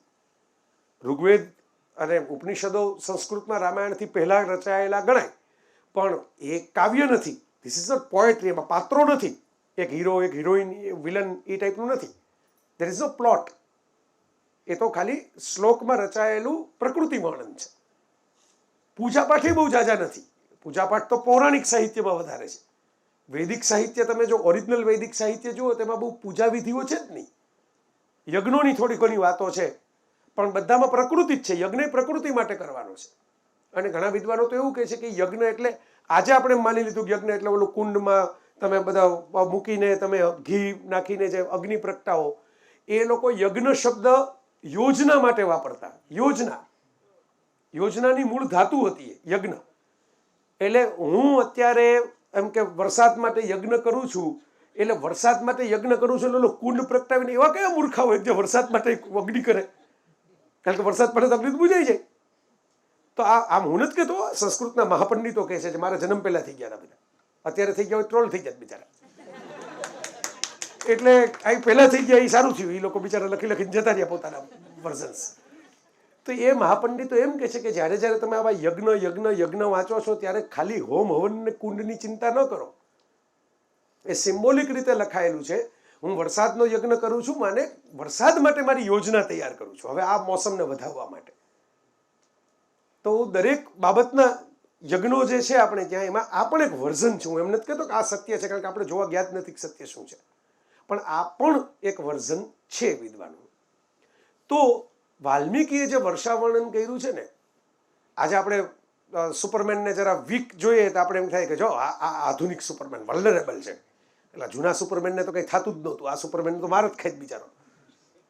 છેલ્લો સુપરમેન હતો એમાં તો એને વલ્નરેબલ એટલો બધો બતાવ્યો છે કે એ તો માર તો ખાય જ છે. એમાં સુપરમેન કરતા જાજો તો બે ત્રણ બીજા જે આટા મારતા હોય છે ટેરિફિક ને એ બધા ફૂટેજ ખાઈ ગયા છે. કારણ કે ઓલા કીધું હોય ને કે ભાઈ જરા નવી પેઢીને ગમે એવો જરા માઇલ્ડ કરો. એટલો બધો માઇલ્ડ થઈ ગયો બિચારો. તો આજે એ વખતે વાલ્મીકીએ, હવે જો તમે ઘણા એમ કહે છે ને કે ભાઈ એ તો બધું સાચું જ છે, એટલે કાવ્ય કહેવાય જ નહીં. સાચું જ છે તો વાલ્મીકી એ કવિ છે જેણે એના પાત્રોને નજર સામે જોયા છે. બાકીના કવિઓએ તો કલ્પનામાં જોયા હશે. વાલ્મીકીએ તો રામ કોણ છે એને આંખમાં આંખ નાખીને જોયું છે. સીતા કોણ છે એને ઘરમાં રાખ્યા છે સીતાને. બરાબર? Poet is a character, is not just a poet. ખાલી ખૂણામાં બેસીને કવિતા નથી લખી. જે સીતાને અયોધ્યા સાચવી ન શક્યા એને કવિએ સાચવી છે. આ દેશનો કવિ આ છે. આપણે કહીએ મહાકવિ, મહાઋષિ, ઇવન વેદવ્યાસ.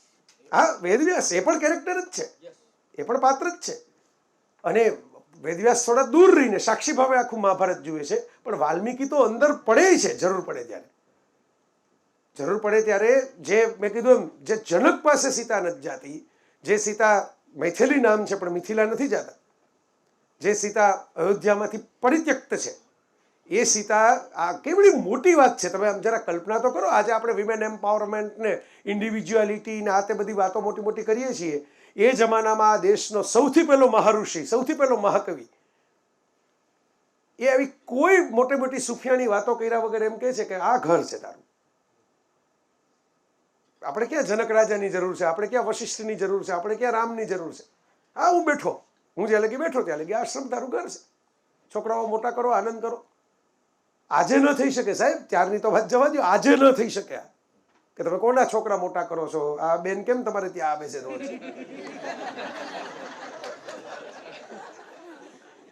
તો એ વખતે વાલ્મીકીએ કરીને બતાવ્યું છે. એટલે વાલ્મીકી જ્યારે કંઈક વાત લખે ત્યારે તમારે એટલું તો સ્વીકારવાનું ને કે એના માટે આ કંઈ કોઈ ફોન ઉપર સંભળાવેલા સમાચાર નથી, આ ડેસ્કની ન્યૂઝ રિપોર્ટિંગ નથી, આ ફિલ્ડનું ન્યૂઝ રિપોર્ટિંગ છે. આ વાલ્મીકી રામાયણમાં સીતાનું અપહરણ થઈ ગયા પછી વરસાદની ઋતુ જ્યારે આવે છે ત્યારે રામને સીતા યાદ આવે છે, સ્મરણ થાય છે એમનું કે ભાઈ સીતા જતા રહ્યા છે ને હવે મારા સીતા તો છે નહીં મારી પાસે. અને પછી રામ રુદન કરે છે. પેલા વાલ્મીકી વરસાદનું અદ્ભુત વર્ણન કરે છે, વર્ણન એવું કરે છે. પહેલો જ શ્લોક વાલ્મીકી રામાયણ વાંચજો ખોલીને તમે, વર્ષા વર્ણનના જે શ્લોક એમના ચાલુ થાય છે એમાં પહેલો જ શ્લોક છે. તમે જરા જેને કહો મુશાયરામાં કહેતા હોય જરા તવજ્જો ચાહુંગા, જરા દાદ ચાહુંગા, એમ એમ એમ જરા. આ મારું તો નથી, વાલ્મીકીનું છે ને, એ મુશાયરાના કવિ નહોતા, બરાબર. તો એ વાલ્મીકી એમ લખે છે કે સૂર્ય કિરણોના વીર્યથી ગર્ભાધાન જે પૃથ્વીનું થયું એ 9 મહિનાના અંતે વર્ષાનો પ્રસવ કરાવે છે. What a scientific thing. તમે વિચાર કરો, આમાં ક્યાંય વિજ્ઞાનનો ભંગ નથી થતો, કારણ કે પ્રકાશ ન હોય સૂર્યનો તો વાદળો બને જ નહીં.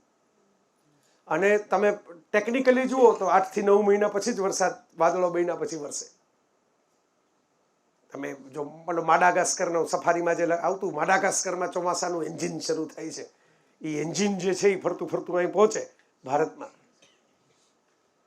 તો વાલ્મીકી માડાગાસ્કર નહોતા ગયા, પણ વાલ્મીકી આ લખ્યું છે ખરું. મુદ્દો એ છે કે આખા એના પછીના વર્ણનો જે છે એ રામનું રુદન છે એમાં, અને રામનો વિરહ છે. અને એ તમે સિરિયલોમાં જોયું હશે કે લક્ષ્મણ બહુ ક્રોધિત થઈને સુગ્રીવ પાસે જઈને કહે છે કે હવે ગોતો સીતાને, તમે કેટલા દીથી એમને બેઠા છો, અમે તમારું કામ કરી દીધું, તમે તમારું કામ કર્યું નહીં. એ ક્રોધિત લક્ષ્મણ છે ને એ રામને વરસાદમાં રોતા જોઈને થાય છે કે મારા ભાઈ હવે એટલા દુઃખી છે કે હવે આ જોયું નથી જાતું ને હવે આપણે ગમે તેમ કરીને સીતાને ગોતવા જ પડશે. આ વિરહ મેં લખ્યું ને કે વિરહ અને વાલની ઋતુ, આ વિરહ. આપણે એવા ભગવાન બનાવ્યા કે જે ભગવાન આપણી જેવા હોય, એ આપણી જેમ પ્રેમ કરે, આપણી જેમ રડે, પોતાનું પ્રિયજન ન હોય, એને દુઃખ થાય, એને એનો વિરહ ફીલ થાય. એ માત્ર હું ભગવાન છું મારે શું, આ બધું તો નિમિત્ત માત્ર છે એમ કરીને ઊભા ન રહે. એમને પીડા થાય આ વાતની. તો આ વાત જે છે ઇમ્પોર્ટન્ટ છે કે આપણી પહેલી જ કવિતા જે છે ભારત વર્ષની એમાં વિરહ છે વરસાદનો. અને પછી સૌથી વધારે આઇકોનિક જે કવિતા છે એમાં પણ વિરહ છે વરસાદનો, મેઘદૂત. કાલિદાસે જેમ આપણે કહીએ ને હાથ લખીને હાથ ધોઈ નહીં ખાય, એક જમાનામાં રૂઢિપ્રયોગ હતો, હવે તો એ આઉટડેટેડ થઈ ગયો. લખો તો પાછું નીચે વોશિંગ હેન્ડ્સ એવું તો ઇંગ્લિશ થાય નહીં.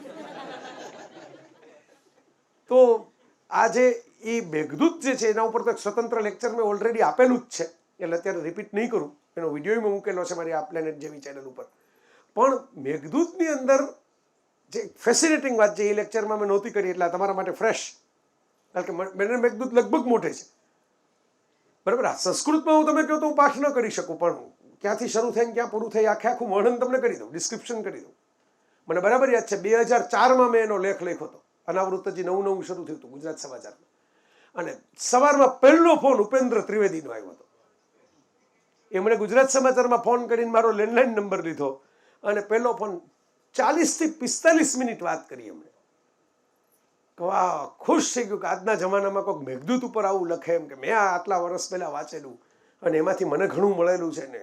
પછી બાબને કે તમને ખબર નહીં હોય હું તો ઉજ્જૈનનો છું મૂળ તો. એટલે હું કાલિદાસનો ઘરનો એમ કહેશું. પછી એવી બધી સરસ, પછી તો ખૂબ મળ્યા અમે. પણ આ એ કહું છું કે આવી અસર થાય. ઉત્તમ રચનાઓ હોય, ઉત્તમ કળાઓ હોય, ક્યાંથી ક્યાં વિંધી નાખે કોઈને. હવે જો આમાં મારી અસર નહોતી, કારણ કે મેં તો મેઘદૂત ઉપર જ લખ્યું હતું. એટલે ક્રેડિટ કાલિદાસને જાય કે કાલિદાસે એવા તીર છોડ્યા છે કે જેને કારણે આ યુગની અંદર પણ એક બહુ મોટા ગજાના દિગ્ગજ કલાકાર છે, ત્યારના ઉગતા નવા લેખકને પોંખી લે કાલિદાસના નામ. તો આમાં ખબર તો છે કે વિરહણું જ કાવ્ય છે, કારણ કે આ તો બધું અત્યારનું સાયન્સવાળું જ છે. આપણે ઓલા નહોતા એક વચ્ચે ઓલા દાદા આવ્યા હતા, બહુ વાયરલ થયા હતા એ જમાનામાં. જેમ કહેતા હતા કે બધું ક્લાઉડમાં જાય છે, બધું ક્લાઉડમાં ઉપર. એક નામ તો હવે હું ભૂલી ગયો, આવા બધા નામ ભૂલાઈ જાય જ સારું, બરાબર. પણ એ બહુ ત્યારે વાયરલ બહુ થયા હતા. એમણે એક મોટો બધો ઇન્ટરવ્યૂ આપ્યો હતો, BCCI ઉપરનો એક એમાં કોઈ કોટ હતું ને એમાં એણે એમ કીધું હતું કે આ બધું જે ઉપર જાય છે ક્લાઉડમાં આકાશમાં બધું જે જાય છે ને એ પછી ત્યાં બધો ડેટા ક્લાઉડમાં જે પડ્યો હોય ને એ ક્લાઉડમાં પછી વરસાદ આવે તો ડેટા ઊંધો જતો થઈ જાય. એટલે એ ઓલું ઇન્ટરનેટ વાળું ક્લાઉડ અને આ મેઘવાદળ વાળું ક્લાઉડ મેં ભેગું કરી નાખ્યું હતું એમ. એટલે આપણે તો ઓલા દાદાનું નામ અને ઇન્ટરવ્યુ થઈ છે કે પડ્યો છે, બરાબર. એ તમે PM સાહેબનું બોલો એ રડાર વાળું, અને રડાર વાળામાં એ સાચા હતા. એનું મેં લખેલું હતું એ વખતે ફેફર સાહેબ કલ્કી અવતાર છે. એમ ના ના એવી બધી હવે આટલી બધી ઓછી ખબર હોય સારું આવી બધી તો. રાજકોટના જેણે પોતાની જાતને કલ્કી અવતાર ઘોષિત કરેલો છે. ઓ બાપરે બાપ. બાકી સેનેટાઈઝર છે ને તો દરિયામાં પધરાવાની. હા એ લુક એલાયક તો બધા થવું બહુ સહેલું છે હવે તો આ વાત જે છે ને, જો આ વાત, કારણ કે આ રડાર વાળું વાત નીકળી ગઈ એટલે કહી દઉં કે ત્યારે બધાએ બહુ એમ કીધું કે ના ના એવું ન હોય એવું ન હોય. પણ એનો ઇન્ડિયન એક્સપ્રેસમાં તમે સર્ચ કરજો, હજી એક્સપ્રેસની સાઇટ ઉપર પડ્યું હશે, જેને શોખ હોય એને સર્ચ કરજો. એક્સપ્રેસની અંદર કોઈ સાયન્ટિસ્ટે એનું એનાલિસિસ આપેલું છે કે કેવી રીતે ડિસ્ટર્બન્સ ક્રિએટ થાય. હા, એને એવું ક્વેશ્ચન આપ્યું છે કઈ કંપનીના કઈ ટાઈપના કઈ ટેકનોલોજીના રડાર આર્મી વાપરી મને ખબર નથી, પણ હું સૈદ્ધાંતિક રીતે આ કહી શકું કે આવું થાય. એ સાઇડ ટ્રેક થઈ ગયો. મેઘદૂતની અંદર જે વાત છે એ વાતમાં ઇન્ટરેસ્ટિંગ વાત એ છે કે ક્લાઉડ મેસેન્જર તો એમાંય છે, મેસેજ તો ક્લાઉડને જ જાય છે, બરાબર. મેઘને વ્યથા પોતાની સંભળાવે છે યક્ષ. તમને જેને મેઘદૂત વાંચ્યું જ ન હોય એને ખાલી એક નાનકડી બેક સ્ટોરી આપી દઉં કે કુબેર માટે યક્ષ છે એ કુબેરનો સેવક છે, અને કુબેર શિવની પૂજા કરે રોજ. શિવની પૂજા કમળથી કરે.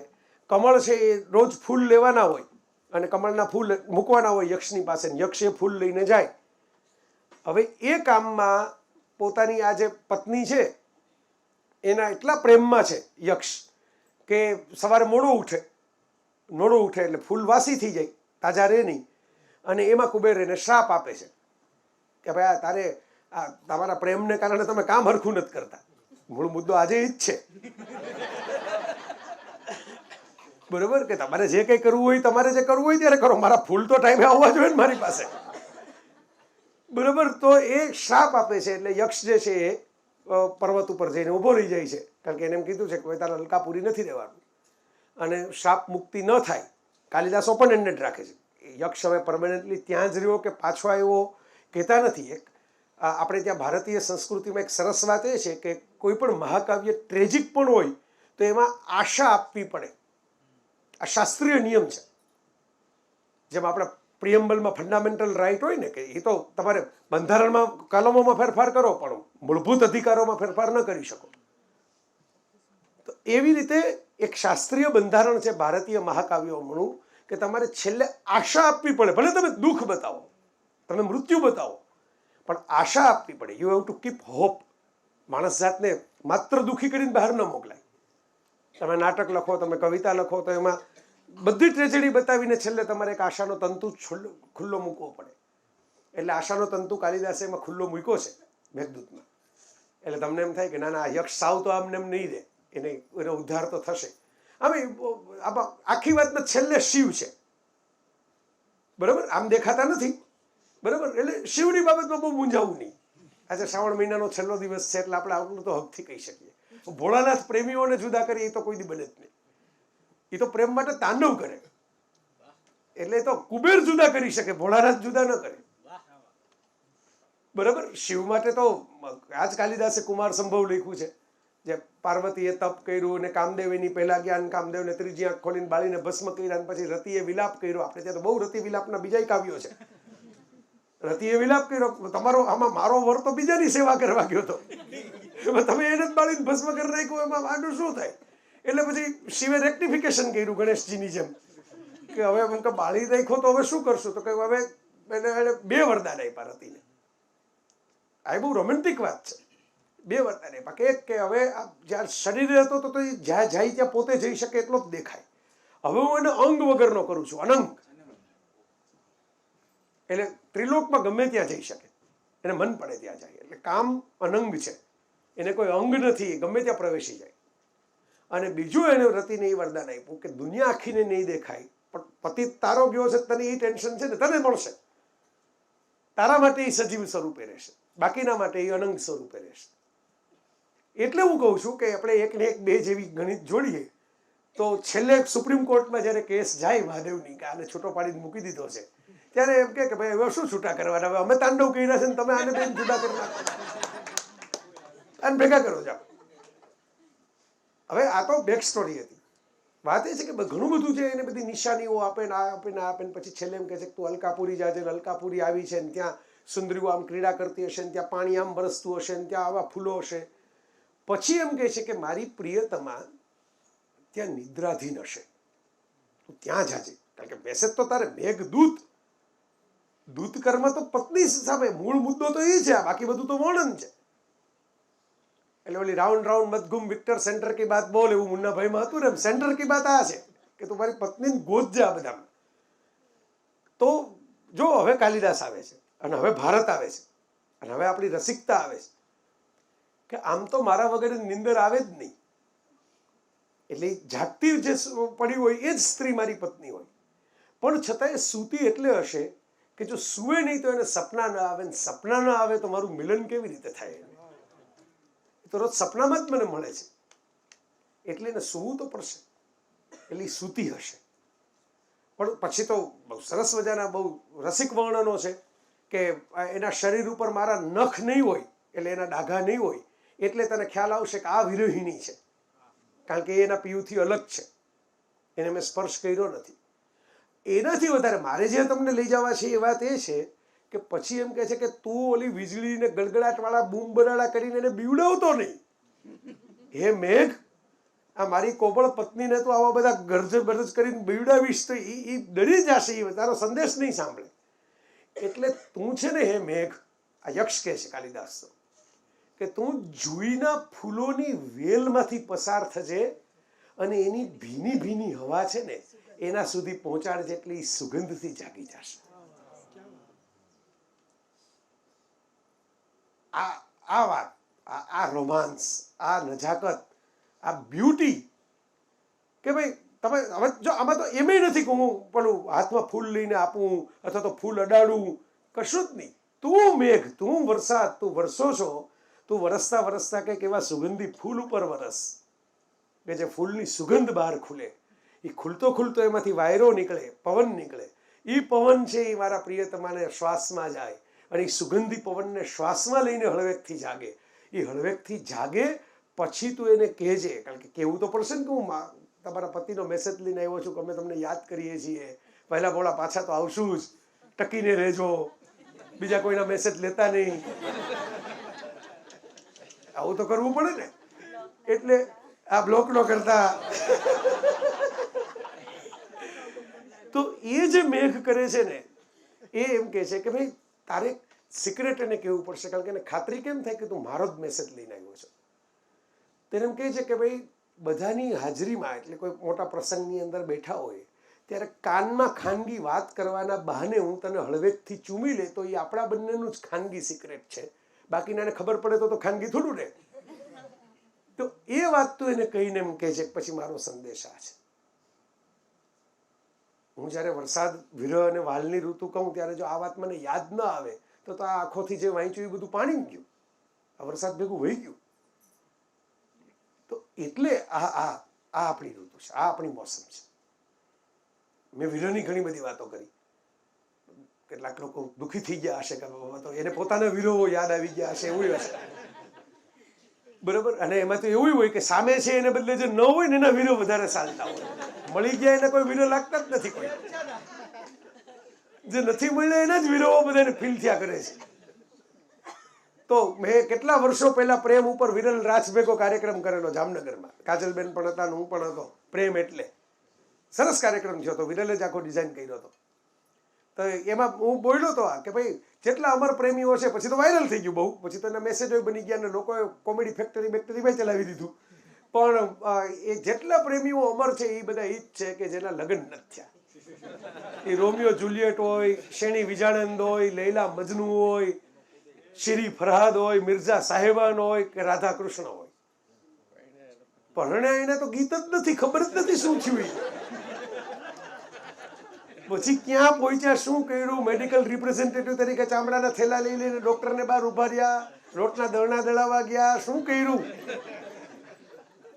એ વાત પૂરી થઈ ગઈ. અહીંયા કવિઓ મૌન થઈ ગયા. કવિઓ પહોંચેલા હોય ને પછી જાજુ લખવા જાય તો ઘરેથી કોઈ ફાડી નાખે. બરોબર કે આ શું બધું માંડ્યું છે, આવું બધું લખલખ કરો છો.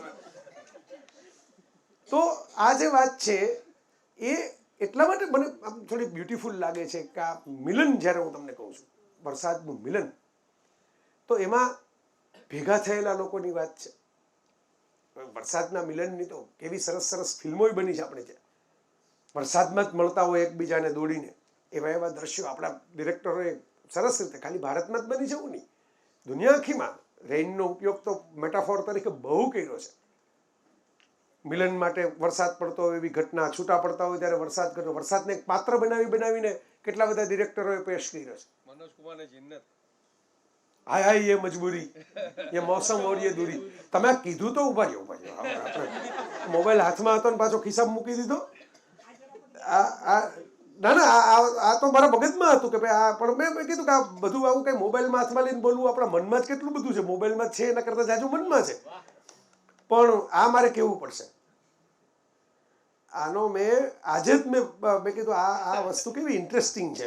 હું આ વરસાદનું થોડુંક મારા લેખો જૂના વાંચતો હતો, એમાં મેં આ ગોતી કાઢ્યું કે ભાઈ આ જો આ મેં જ લખ્યું હતું. અને આ તમે જો આ કાંઈ ઓલા આપણે જાદુગરના ખેલની જેમ બેસાડ્યા નથી હોય એમ કહેવા માટે કે આ પ્લાન્ટેડ પે બોલજો એટલે આપણા મોબાઈલ બહાર કાઢીને પછી આગળ બધાને ઇમ્પ્રેસ કરશું. બરાબર. જુઓ, આ આપણે આપણા પોતાની, આપણી જ માટીનું, આપણું પોતાનું તળપદી ગુજરાતી ગીત. પ્રેમી વરસાદમાં કામે જવા માટે નીકળે છે. બરાબર. આ તેરી 2 ટકિયા કી નોકરી મેરા લાખો કા સાવન જાય. બરાબર. આભમાં ઝીણી જબુકે વીજળી રે, ઝીણા ઝરમર વરસે ગુલાબી. ગુલાબી એટલે પાછો ડાર્લિંગ. ગુલાબી એટલે ગુલાબી કલર નહીં, વ્યક્તિને ગુલાબી કહેવામાં આવ્યો છે. ગુલાબી કેમ કરી જાશો ચાકરી રે, તમને વાલી તમારી ચાકરી એટલે તમારી જોબ, અને અમને વાલો અમારો જીવ. અમારો જીવ એટલે તમે ભેગા પલળો અમારી એમ. બરાબર. ગુલાબી કેમ કરી જાશો ચાકરી રે. આ મારા જ લેખમાં એક હતું, મેં કાઢ્યું ખરું આમાંથી ગોતીને. બરાબર. કે જો આ તમે વિચાર કરો કે આપણા કવિઓ કેવી કે સરસ સરસ વાતો લખી ગયા છે. આ પરમેનન્ટ છે. આ વરસાદમાં તમને મજા આવે. કોઈક સજોડે કંપની હોય એની સાથે ભેગા થઈને પલળવાની, એની સાથે બહાર નીકળવાની. પલળવાનું ધારો કે મેડિકલ રીઝનથી તમે ન કરો કે ભાઈ આમાં તો બહુ પછી માંદા પડી જવાય છે ને, એલર્જી થઈ જાય છે ને, દવાઓ ખાવી પડે છે, તો એટલીસ્ટ કોફીના કપ લઈને બાલ્કનીમાં વરસાદ ભેગો જોવાની, એની પણ એક મજા છે. હું કહું ફિલ્મોમાં વરસાદના સીન સરસ આવે છે. ગર્દિશમાં એક સરસ મજાનો સીન હતો, ઓલો છત્રીવાળો, યાદ હોય તો, પ્રિયદર્શનની પહેલી હિન્દી ફિલ્મ, જેકી શ્રોફવાળી ગર્દિશ. એ પછી કિરણભાઈ મેં કેટલા વર્ષો પછી ફોરેન કોરસ્પોન્ડન્ટ નામની 1940માં બનેલી આલ્ફ્રેડ હિચકોકની ફિલ્મ જોઈ. એમાં મર્ડરમાં વરસાદની છત્રીઓનો ઉપયોગ છે. મર્ડરર છત્રી વચ્ચેથી આવી રીતે ભાગે છે. તો લોકો પાસે એની એક વરસાદ છે ને આકર્ષે બહુ બધાને, ખેંચી લે, કારણ કે એમાં જીવન છે. જળ વગર જીવન હોય નહીં. નગર ત્યાં જ વૈસા જ્યાં નદીઓ હતી. વરસાદ પડતો બંધ થઈ જાય તો ઉનાળામાં કેરીઓ ન જાય તો આપણે માણસ પ્લમ ખાઈને લાવી લે, જાંબુ ખાઈને લાવી લે, બરાબર, ખારેક ખાઈને લાવી લે, પણ મરી ન જાય. બરાબર. શિયાળાની અંદર ઠંડી થોડીક ઓછી પડે ને ટમેટાના સૂપ ન થાય ને ઊંધિયા ઉંબાડિયા ન થાય, બરાબર, તો મરી ન જાય, ખીચડી ખાઈને લાવી લે. પણ પાણી વગર કેવી રીતે ચલાવી લે? એટલે વરસાદ જીવન સાથે જોડાયેલો છે, એટલે ખેંચે બહુ બધાને. એટલે મેં આમ જ હું મારા લેખોમાંથી કેટલીક કવિતાઓ જ ભેગું કરતો હતો વરસાદ માટે. પછી વળી મને એમ થયું કે આટલી બધી કવિતાનું બોમ્બાર્ડમેન્ટ કરશું તો બધા પછી બેભાન થઈ જશે, એટલે બીજી વાર આવશે જ નહીં કે આ તો ભાઈ તો આપણા એ પોતે જ એટલા વરસી પડે છે પછી ઘરે જવા જેવા જ આપણે રહેતા નથી. એટલે એ પડતું મૂક્યો એજન્ડા, ચિંતા કરતા નહીં. હમણાં હું તમને ઘરે જવા માટે 10-12 મિનિટમાં છોડીએ મૂકીશ. પણ અમે આ પ્રયોગ કર્યો તો મેં તુષારને કીધું હતું ફોનમાં. મેં કીધું આપણે જનરલી અમદાવાદમાં પ્રોગ્રામ રાખી સાંજે રાખીએ છીએ, પછી બધા ઘરે જઈને જમી આવે.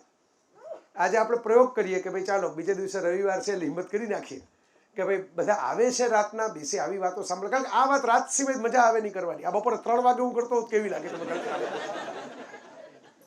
એમાં ગુલાબી કલરનો શેડ જ ફરી જાય આખે આખે. હા, એ સુવાવાળું જ હોય, એમાં પ્રશ્ન જ નથી. એમાં તમારે હવે રજનીકુમાર પંડ્યા તો રાજકોટ છોડી દીધું એને ઘણો સમય થઈ ગયા પછી એ લેખે રાખતા કે બપોરે 2 થી 4 કોઈએ આવવું નહીં. પોસ્ટકાર્ડમાં સિક્કો જ બનાવ્યો હતો, એટલે સિક્કો જ મારીને પોસ્ટકાર્ડ લખે તમને. એટલે કોઈક ડોરબેલ વગર તું આવે જ નહીં ત્યાં બપોરે 2 થી 4 વચ્ચે. એટલે એ જે છે એ ઇમ્પોર્ટન્ટ છે. પણ વાત એ છે, કારણ કે આમાં જો આ ખુલ્લું ને તો પછી કેટલું બધું મને મગજમાં આવે. બહાદુર શાહ ઝફર, 2 ગજ જમીન મિલી કૂચે યાર મેં, એમની એક પંક્તિ સાંભળો. ઇન હસરતોं से कह दो कहीं और जाके बसे, इतनी जगह कहाँ है दिले दागदार में. ઈચ્છાઓ એટલી બધી છે, જો ઓલી હજારો ખ્વાહિશે ઇતની હર ખ્વાહિશ પે દમ નીકળે એની સાથે કનેક્ટ થાય એવું છે કે ક્યાંક બીજે છે ભાઈ આટલી બધી ઈચ્છા. હવે અમારી દિલમાં હવે જગ્યા જ નથી આટલી બધી ઈચ્છાને સમાવવાની. તો આ એવું છે કે એટલી બધી કવિતાઓ છે, એટલી બધું સરસ સરસ વાતો છે વરસાદની. પણ વરસાદી મિલન એની એક પોતાની મજા છે. ડેર ડેવિલ નામનું એક મૂવી આવ્યું હતું, પાછળથી ડેર ડેવિલની સિરીઝ આવી, પણ આ જૂનું ડેર ડેવિલ, બેન એફ્લેક જેમાં ડેર ડેવિલ બન્યો હતો એ. અને એમાં બ્લાઇન્ડ છે, તમને ખબર હશે, બરાબર? આમાંથી છે કોઈ એવા આમ શોખીનો બધા કોમિક્સ બોમિક્સના? યસ, હા છે. જાગ્રતે હાથ ઊંચો કર્યો તરત. જાગ્રત એમ કે અમે છીએ હો, હજી અભી હમ જિંદા હે. તો એમાં બહુ જ સરસ વાત છે કે એ જે હિરોઈનનું પાત્ર અત્યારે તો ભૂલાઈ ગયું કે જેસિકા કે જે ઉપર લગભગ નામ, જેનિફર, બરાબર, એણે કહ્યું હતું. એ જેનિફર જે છે એ વરસાદમાં પલળે છે અને એના શરીર ઉપર જે ટીપા પડે છે ને એના સાઉન્ડના આધારે એની આકૃતિ પેલો ફ્રેમ કરે છે. કારણ કે એ તો બ્લાઇન્ડ છે એટલે એને તો દેખાય નહીં કે આ સ્ત્રી કેવી છે, પણ એના શરીર ઉપર પાણીના ટીપા પડે એના આધારે કે આના વાળ આવા હશે, કારણ કે અહીં આવા અવાજ આવે છે, અહીંયા કાન આવા હશે, આ ખભા આવા હશે, એની આકૃતિ આખી મનમાં બનાવે છે. વરસાદના મિલન આવા ક્રિએટિવ જિલ્લાના છે સર્જકોના મનમાં.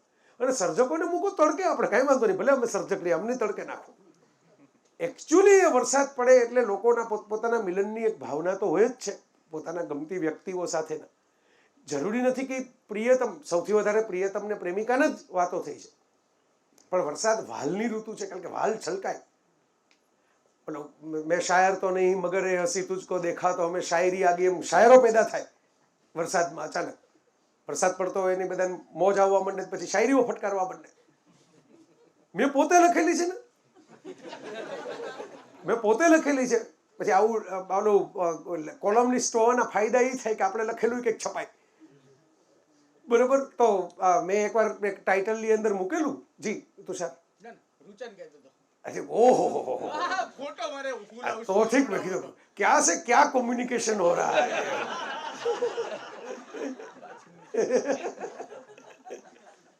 આમને આમ તો તુષાર બોમ્બ ફેંકી દે તો ખબર ન પડે આપણને. સહી પકડે.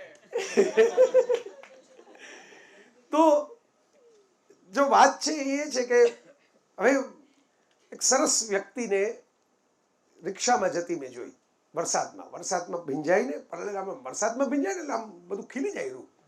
હવે તમે એમ કહો કે તમે પુરુષોને નથી જોતા, તો એ કરણ જોહરને પૂછો એને કેવું લાગે છે. મને હું કામ પૂછો છો? કારણ કે આવું કહીએ એટલે તરત એવા કાઉન્ટર ક્વેશ્ચન ચાલુ થાય એમ કે તમે સરસ વ્યક્તિને તમે છોકરીઓ જ કેમ જુઓ છો, છોકરાઓ જુઓ. અને જેન્યુઅનલી હું તો એવું માનું છું કે અમને પુરુષોને છે ને અમારો બાંધો જેવો બનાવીને રાખ્યો છે કે આમાં વરસાદમાં 4-5 ચોખ્ઠા દેખાય, બીજું તો શું દેખાય? એક ઊંધો ત્રિકોણ, એક આડો ત્રિકોણ, એક ચોરસ આમ બોલું હોય એટલે જૂના મોબાઈલના મોડલ એકબીજા ઉપર ટેકવીને રાખ્યા હોય એવું લાગે. મેં આખો આર્ટિકલ લખ્યો છે કે વરસાદમાં ભીંજાતી છોકરીઓ જ સારી લાગે, લઠ્ઠાઓ નહીં. હાસ્ય લેખ. આ જોયું? તમે કોઈ પણ નોર્મલ પુરુષને પૂછો તો એ આ જ કહેશે. સ્ત્રીઓના કદાચ અભિપ્રાય જુદા હશે, પણ હવે એ ભલે ને એના પુરુષો ઉપર એ વર્ણન કરે, આપણે ક્યાં રોકવા આવ્યા છીએ? બરાબર? હા, બરાબર. હિતિકના છૂટાછેડા થઈ જાય છે, એમાં કઈ ભેળ નથી પડતો. એને 300 કરોડ આપવા પડ્યા સુઝનને પાછા. એટલે આમાં કઈ ગેરંટી જ નથી. આમાં બિલ ગેટ્સના છૂટાછેડા થઈ ગયા, જેફ બેઝોસના થઈ ગયા, ઇલન મસ્કના તો 2.5 ડઝન થવા આવ્યા છૂટાછેડા. હા બસ, એટલે આમાં એટલે એ જ કહું છું કે આમાં પણ મૂળ મુદ્દો એ છે કે સ્ત્રીઓને કંઈક ભીંજાતા પુરુષો જોવા બહુ ગમતા હોય તો આપણને કોઈ બિલકુલ ના નથી. આજકાલ બધા સિક્સ પેક બનાવીને ઇન્સ્ટાગ્રામમાં મફતમાં રખડે છે. તમારે પિક્ચરને પૈસા ખર્ચવાની જરૂર નથી. બરાબર? તમે એને લાઈક આપો, જુઓ, એના વર્ણનો લખો, તમે પ્રવચન કરો. આપણે ક્યાં ના પાડીએ છીએ? મને એકવાર મેં આખો લેખ લખ્યો તો, બહુ સરસ રોમેન્ટિક લેખ હતો. એ વાંચીને કાજલબેનનો ફોન આવ્યો. નામ સહિત જ કહું છું. બરાબર? કાજલબેન મને કહે કે આ તમે આટલું બધું લખો, આ તો પુરુષનો જ એંગલ છે, ખાલી આમાં સ્ત્રીનો એંગલ છે જ નહીં. તો મેં કીધું તમારો લખવાનો હોય, મારે થોડો લખવાનો હોય. તો એવી વાત છે કે હવે આ મૂળ મુદ્દા ઉપર આવીએ કે ઓલું શાયરી. તો આ પ્રકારની કંઈક શાયરી હતી. એક્ઝેક્ટ તો અત્યારે મને યાદ નથી, પણ આમાં કદાચ હોય તો હું એક્ઝેક્ટ બોલું. ચાલો ને, આપણે કવિઓએ આવું કેમ જીવ ટૂંકો રાખવો? કવિ થયા જ હોય તો પછી સંભળાવવામાં છે ને, કવિઓનું મુખ્ય લક્ષણ કવિતા નથી. કવિઓનું મુખ્ય લક્ષણ છે કવિતા સંભળાવી દેવી. તો એક આખું અલ્લડ વરસાદી ઝાપટું જાણે ચાલ્યું રિક્ષામાં, કે છલકાતી છોકરીએ નજરના સંયમને મૂક્યો હતો પરીક્ષામાં. તો અરે ઓહો દૈવ્ય, બોલો હવે આવું બધું કરીને અમે ચણાની ઝાડ ઉપર નહીં ચડ્યો, અમે લેખક જ રહેવાના છીએ. કવિતાઓમાં એવું થાય ઘણી વાર આપણે સ્ટેજ ઉપર હોય એટલું જ ઓડિયન્સ સામે હોય, એટલે એમાં આ ફાયદો છે અત્યારે જે છીએ. તો પણ આવું સૂજે, આવું જોઈને આમ ક્યારેક અમને મેં કીધું ને, વરસાદ તમને સુજાડે અમુક વસ્તુ. તો એક ખંજનવાળી છોકરીને વરસાદમાં પલળતી જોઈને મેં એકવાર લખ્યું હતું કે ભાઈ આ જે ગાલના ખાડામાં જે પાણીનું ટીપું પડ્યું, ઈ ડેમના દરવાજા કેમ ખોલવા? કે ને વરસાદ પડે ને ડેમના દરવાજા ખુલે, ડેમના દરવાજા ખુલે, તો આ ડેમના દરવાજા કેમ ખોલવા? જી, बरसात की मजा चाहती हो तो देखो मेरी आंखों में, वो हर साल बरसता है, ये हर रोज बरसती है. क्या बात है, वाह वाह वाह वाह वाह, क्या बात है, वाह, મજા આવી ગઈ. હમણાં 12 વાગવા દે, મુશાયરો ચાલુ થઈ જાય.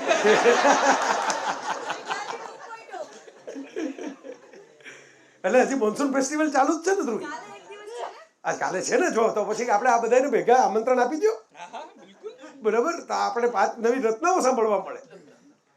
તો વાત એ છે કે મેં કહ્યું એમ કે ભાઈ તમે વરસાદની અંદર એ તમારી અંદરનું વહાલ એમને અમથું ઉમટવા લાગે. તમને જગત પણ થોડુંક વધારે વહાલું લાગે, તમને દુનિયા થોડીક વધારે ફ્રેશ લાગે. તમે મને ફોન કર્યો કે લાગી ગયો હશે.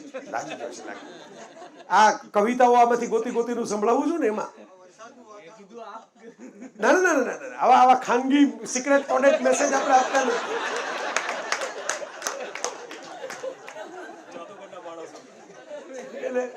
હા, અને ફોન કરવો હોય તો જેને જોઈ હતી એના નંબર હોય તો એને ન કરવું. આ બેઠા જો વાત કરી એમાં શાયરીની, તુષારને શું કરું?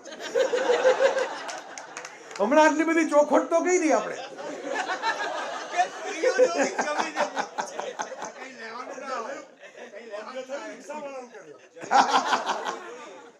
એટલે રિક્ષાવાળાઓમાં તો અમે જોયું છે કે આપણે ઉભા હોય ને તો આપણને ન લઈ જાય.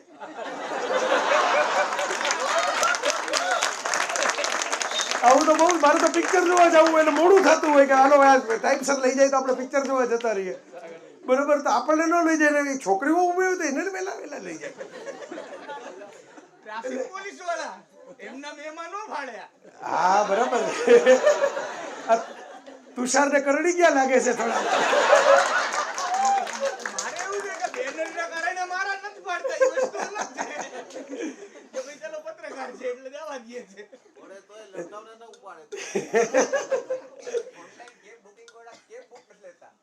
બોલો ઓનલાઈન કેબ બુકિંગ વાળા કેબ બુક લે જો વ્યથાઓ સાંભળો વ્યથાઓ. આ તો જીએસટીવી માટે એક આખો અડધી કલાકનો વિશેષ વિષય છે. પુરુષ સમાજને કેટલી પ્રોબ્લેમ્સ છે. બોલો આ જો આ તો બહુ ઇન્ટરેસ્ટિંગ ટોપિક છે આખો. આ ડિસ્ક્રિમિનેશન જે બધા કહે છે ને આ ડિસ્ક્રિમિનેશન નો ટોપિક છે.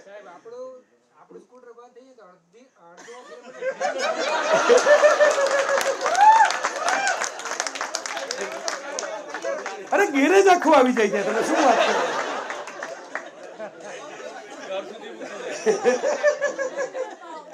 આખો ટોપિક શિફ્ટ થઈ ગયો વાલમાંથી સીધો રમેશ પારેખે તો લખ્યું હતું ને કે એક છોકરીના હાથમાંથી રૂમાલ પડે હા ને લેવા આખું ગામ નીચે પડે. હે એ તો આ તો વાત છે.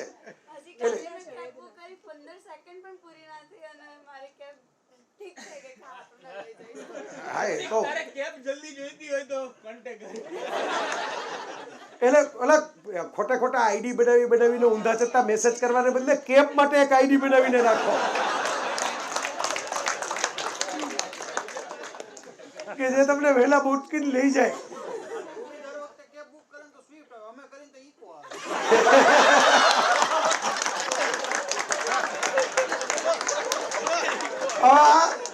ઓલા જૂના જમાનામાં મુકાબલા એ કવાલી થતા તમને ખબર હોય આ બાજુ પુરુષો બેઠા હોય ને આ બાજુ સ્ત્રીઓ બેઠી હોય ને આપણા પિક્ચરમાં એવા સીન બહુ આવતા મુકાબલાના ઓલા હાથમાં રૂમાલ બાંધીને. આ એક કવાલી મુકાબલા કરવા જેવો છે. આ ગઈકાલે જ આવું થયું. એક છોકરીનું એક્ટિવા હું રોડ ઉપર જ આવતો હતો. 8 થી 10 જણા આવી ગયા. પિક્ચર એક કાકા નહોતા મેં ધક્કો મારીને મોકલી આપ્યો. આ બધા દાજેલા જ છે. એટલે વરસાદમાં દાજેલા ક્યાં વાત હે. વાહ ભાઈ વાહ વાહ. તો આપણે બેક ટુ ધ ટ્રેક. બરાબર સ્ત્રીઓએ પુરુષોએ રહેવાનું ભેગા જ છે આ 7.5 અબજમાં. એટલે આપણે ટ્રમ્પની જેમ સીઝ ફાયર કરાવવામાં ધ્યાન આપવું, વોર કરાવવામાં બહુ ધ્યાન ન આપવું. તો ભેગા જ રહેવાનું છે. એટલે હવે બીજું તો શું થાય. પુરુષો મને ખબર છે હું પુરુષ છું ને. પણ પુરુષો જ હોય છે. રિક્ષાવાળા અંકલ રહ્યા ને એ એવું કે બેન તમે બેસી જાઓ એ ભાઈને રહેવા દો. એ વિવાદિત પુરુષો ઊભો કરે છે. હા એટલે પુરુષ શું કરે? બે બીજો ત્યાં ઊભો જ રહે પછી.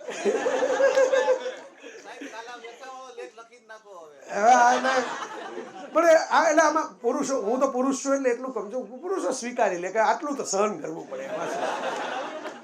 બરાબર મળવા માટે લોકો વરસાદમાં એમને ઊભા રહે છે આમ બિચારા પલળતા કોઈ નોંધણી નહીં ખાવા વગરના પસાર થઈ જાય.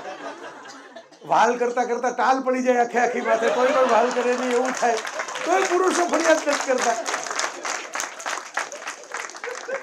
હવે એ છે આખી પૃથ્વી ઉપર ચેતન ભગતે એની એક નોવેલમાં એકવાર એવું લખેલું કે આખી પૃથ્વી ઉપર દરિયાઈ ઘોડો સી હોર્સ એને બાદ કરતા તમામ જગ્યાએ પુરુષ એટલે નરે માદાને રીઝવવી પડે.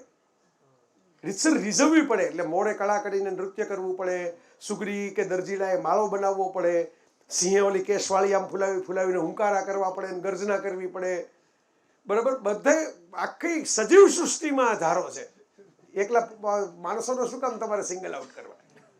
સજીવ સૃષ્ટિમાં છે ટહુકા કરવા. ટહુકા તમે જે કરો કોયલ ટહુકી કોયલ ટહુકીઓ છે એ નર કોયલના ટહુકા હોય છે. બરાબર આ તો સાદી જનરલ નોલેજની વાત છે. એટલે હવે પરમાત્માની ડિઝાઇન છે એમાં આપણાથી કંઈ બહુ થશે નહીં. સ્વીકાર ભાવ ને સાક્ષી ભાવ રાખીને આપણે જતું કરવું. ઉપરવાળાએ ડિઝાઇન જ કરી છે તમારે રીઝવવાના છે. અને એના માટે સાયન્ટિફિક એક્સપ્લેનેશન એવું છે કે ભાઈ સ્ત્રીએ તમારું ઘર ચલાવવાનું, સ્ત્રીએ તમારા બાળકને જન્મ આપવાનો. એટલે સિલેક્શન એની પાસે હોવું જોઈએ. તમે કોણ સિલેક્ટ કરવા વાળા? હા તો બેસ્ટ ડીએનએ ગોતે. યસ પણ મૂળ મુદ્દા ઉપર પાછા ક્યારના 10 મિનિટથી આટા મારીએ છીએ કેબમાં. એટલે કેબમાંથી ઉતરી જાય હવે વરસાદમાં દરવાજો ખોલી રહ્યા થોડાક પલળી લઈએ. તો મૂળ મુદ્દો એ છે કે વરસાદી વહાલ જે છે એ વહાલ વરસાદ વિરહની ઋતુ છે એ એની સાયકોલોજીકલ ઇમ્પેક્ટ છે. એમ વરસાદમાં તમારું મૂડ એલિવેટ થાય, ચિત્ત પ્રસન્ન થાય. આપણે જેને કહીએ ને પ્રિય મોરારી બાપુ પાસેથી શીખવા જેવો એક શબ્દ છે પ્રસન્નતા. પ્રસન્નતા રહેવી જોઈએ. શ્વાસ કોના કેટલા ચાલે એ આપણને ખબર નથી, મને ખબર નથી, તમને ખબર નથી, કોઈ આમાં ગેરંટી આપી શકે એમ નથી. પણ સુનિલભાઈ જ્યાં ચાલે ત્યાં લગી પ્રસન્ન હોવું જોઈએ, એ ત્યાં લગી વાંધો ના આવવો જોઈએ, ત્યાં લગી મોજ હોવી જોઈએ.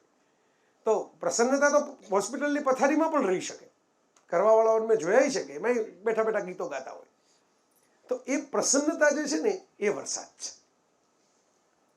વરસાદ પડે એટલે એક સાયકોલોજીકલ એવું કહે છે કે ભાઈ તમને ઊંઘ આવે એના માટેની એક આખી ડિઝાઇન જો તમે ડિઝાઇન કરો તૈયાર, તો પાણી ટપકતું હોય કે ભાઈ 4-5 એવા ફેક્ટર છે કે તમને કોઈ પૈસા નથી ખર્ચવાના, દવાઈ નથી ખાવાની, એક બ્લેકઆઉટ કરો એવું છે કે ભાઈ અંધારું થોડુંક કરી નાખો રૂમમાં સૂતી વખતે, લાઇટો ચાલુ ન રાખો.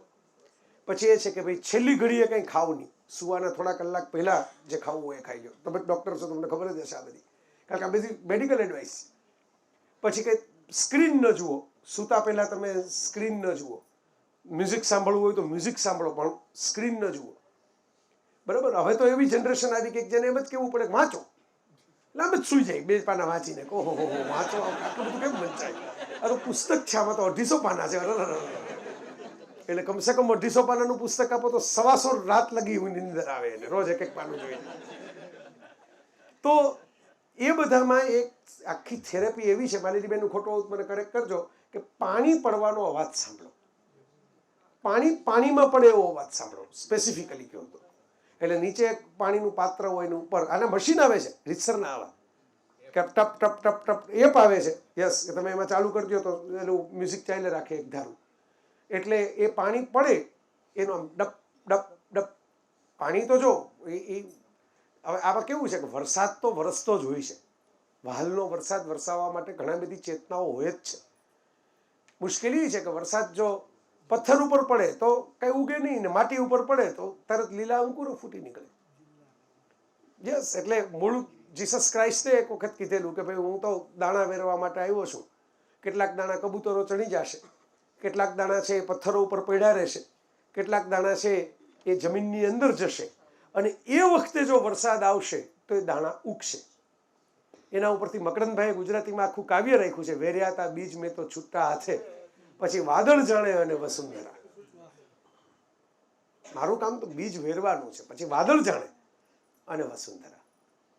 આ જે વાત છે એ વાલ કે તમે વરસો જ છો, વરસવામાં કંઈ તમારે કરવું નહીં, વરસવામાં કોઈ ભેદભાવ રાખવો નહીં. વરસાદ કોઈ દિવસ ભેદભાવ નથી રાખતો.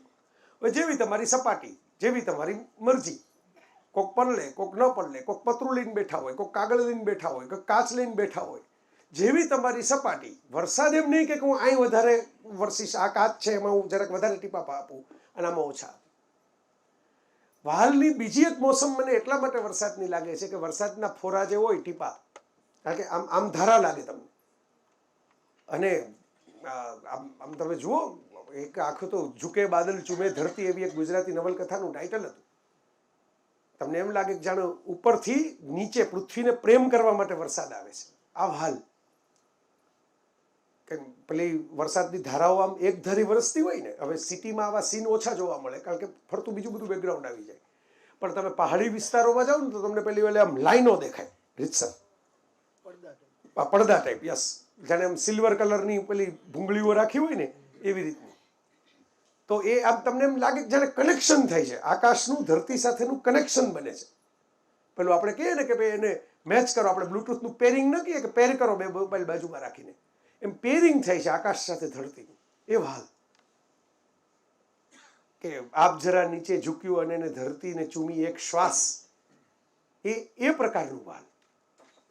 એ જે વીજળી થાય કાનુડાના રથ જેવી લાગે. પૃચ્છકટિકમમાં શુદ્રકે લખ્યું છે કે મેઘનું વાદળ શ્યામ છે અને વીજળી એમાં રૂપેરી છે, એટલે એમ લાગે છે કે શ્યામ સુંદર આખે આખા પ્રગટ થઈ રહ્યા છે. તો આ જે વાત છે એમાં કેવું સરસ વાલની મોસમ છે. વસંત સેનાનું વર્ણન છે, જે ઉત્સવ પિક્ચર જેના ઉપરથી બનાવ્યું હતું ગિરીશ કર્નાડે, પૃચ્છકટિકમ.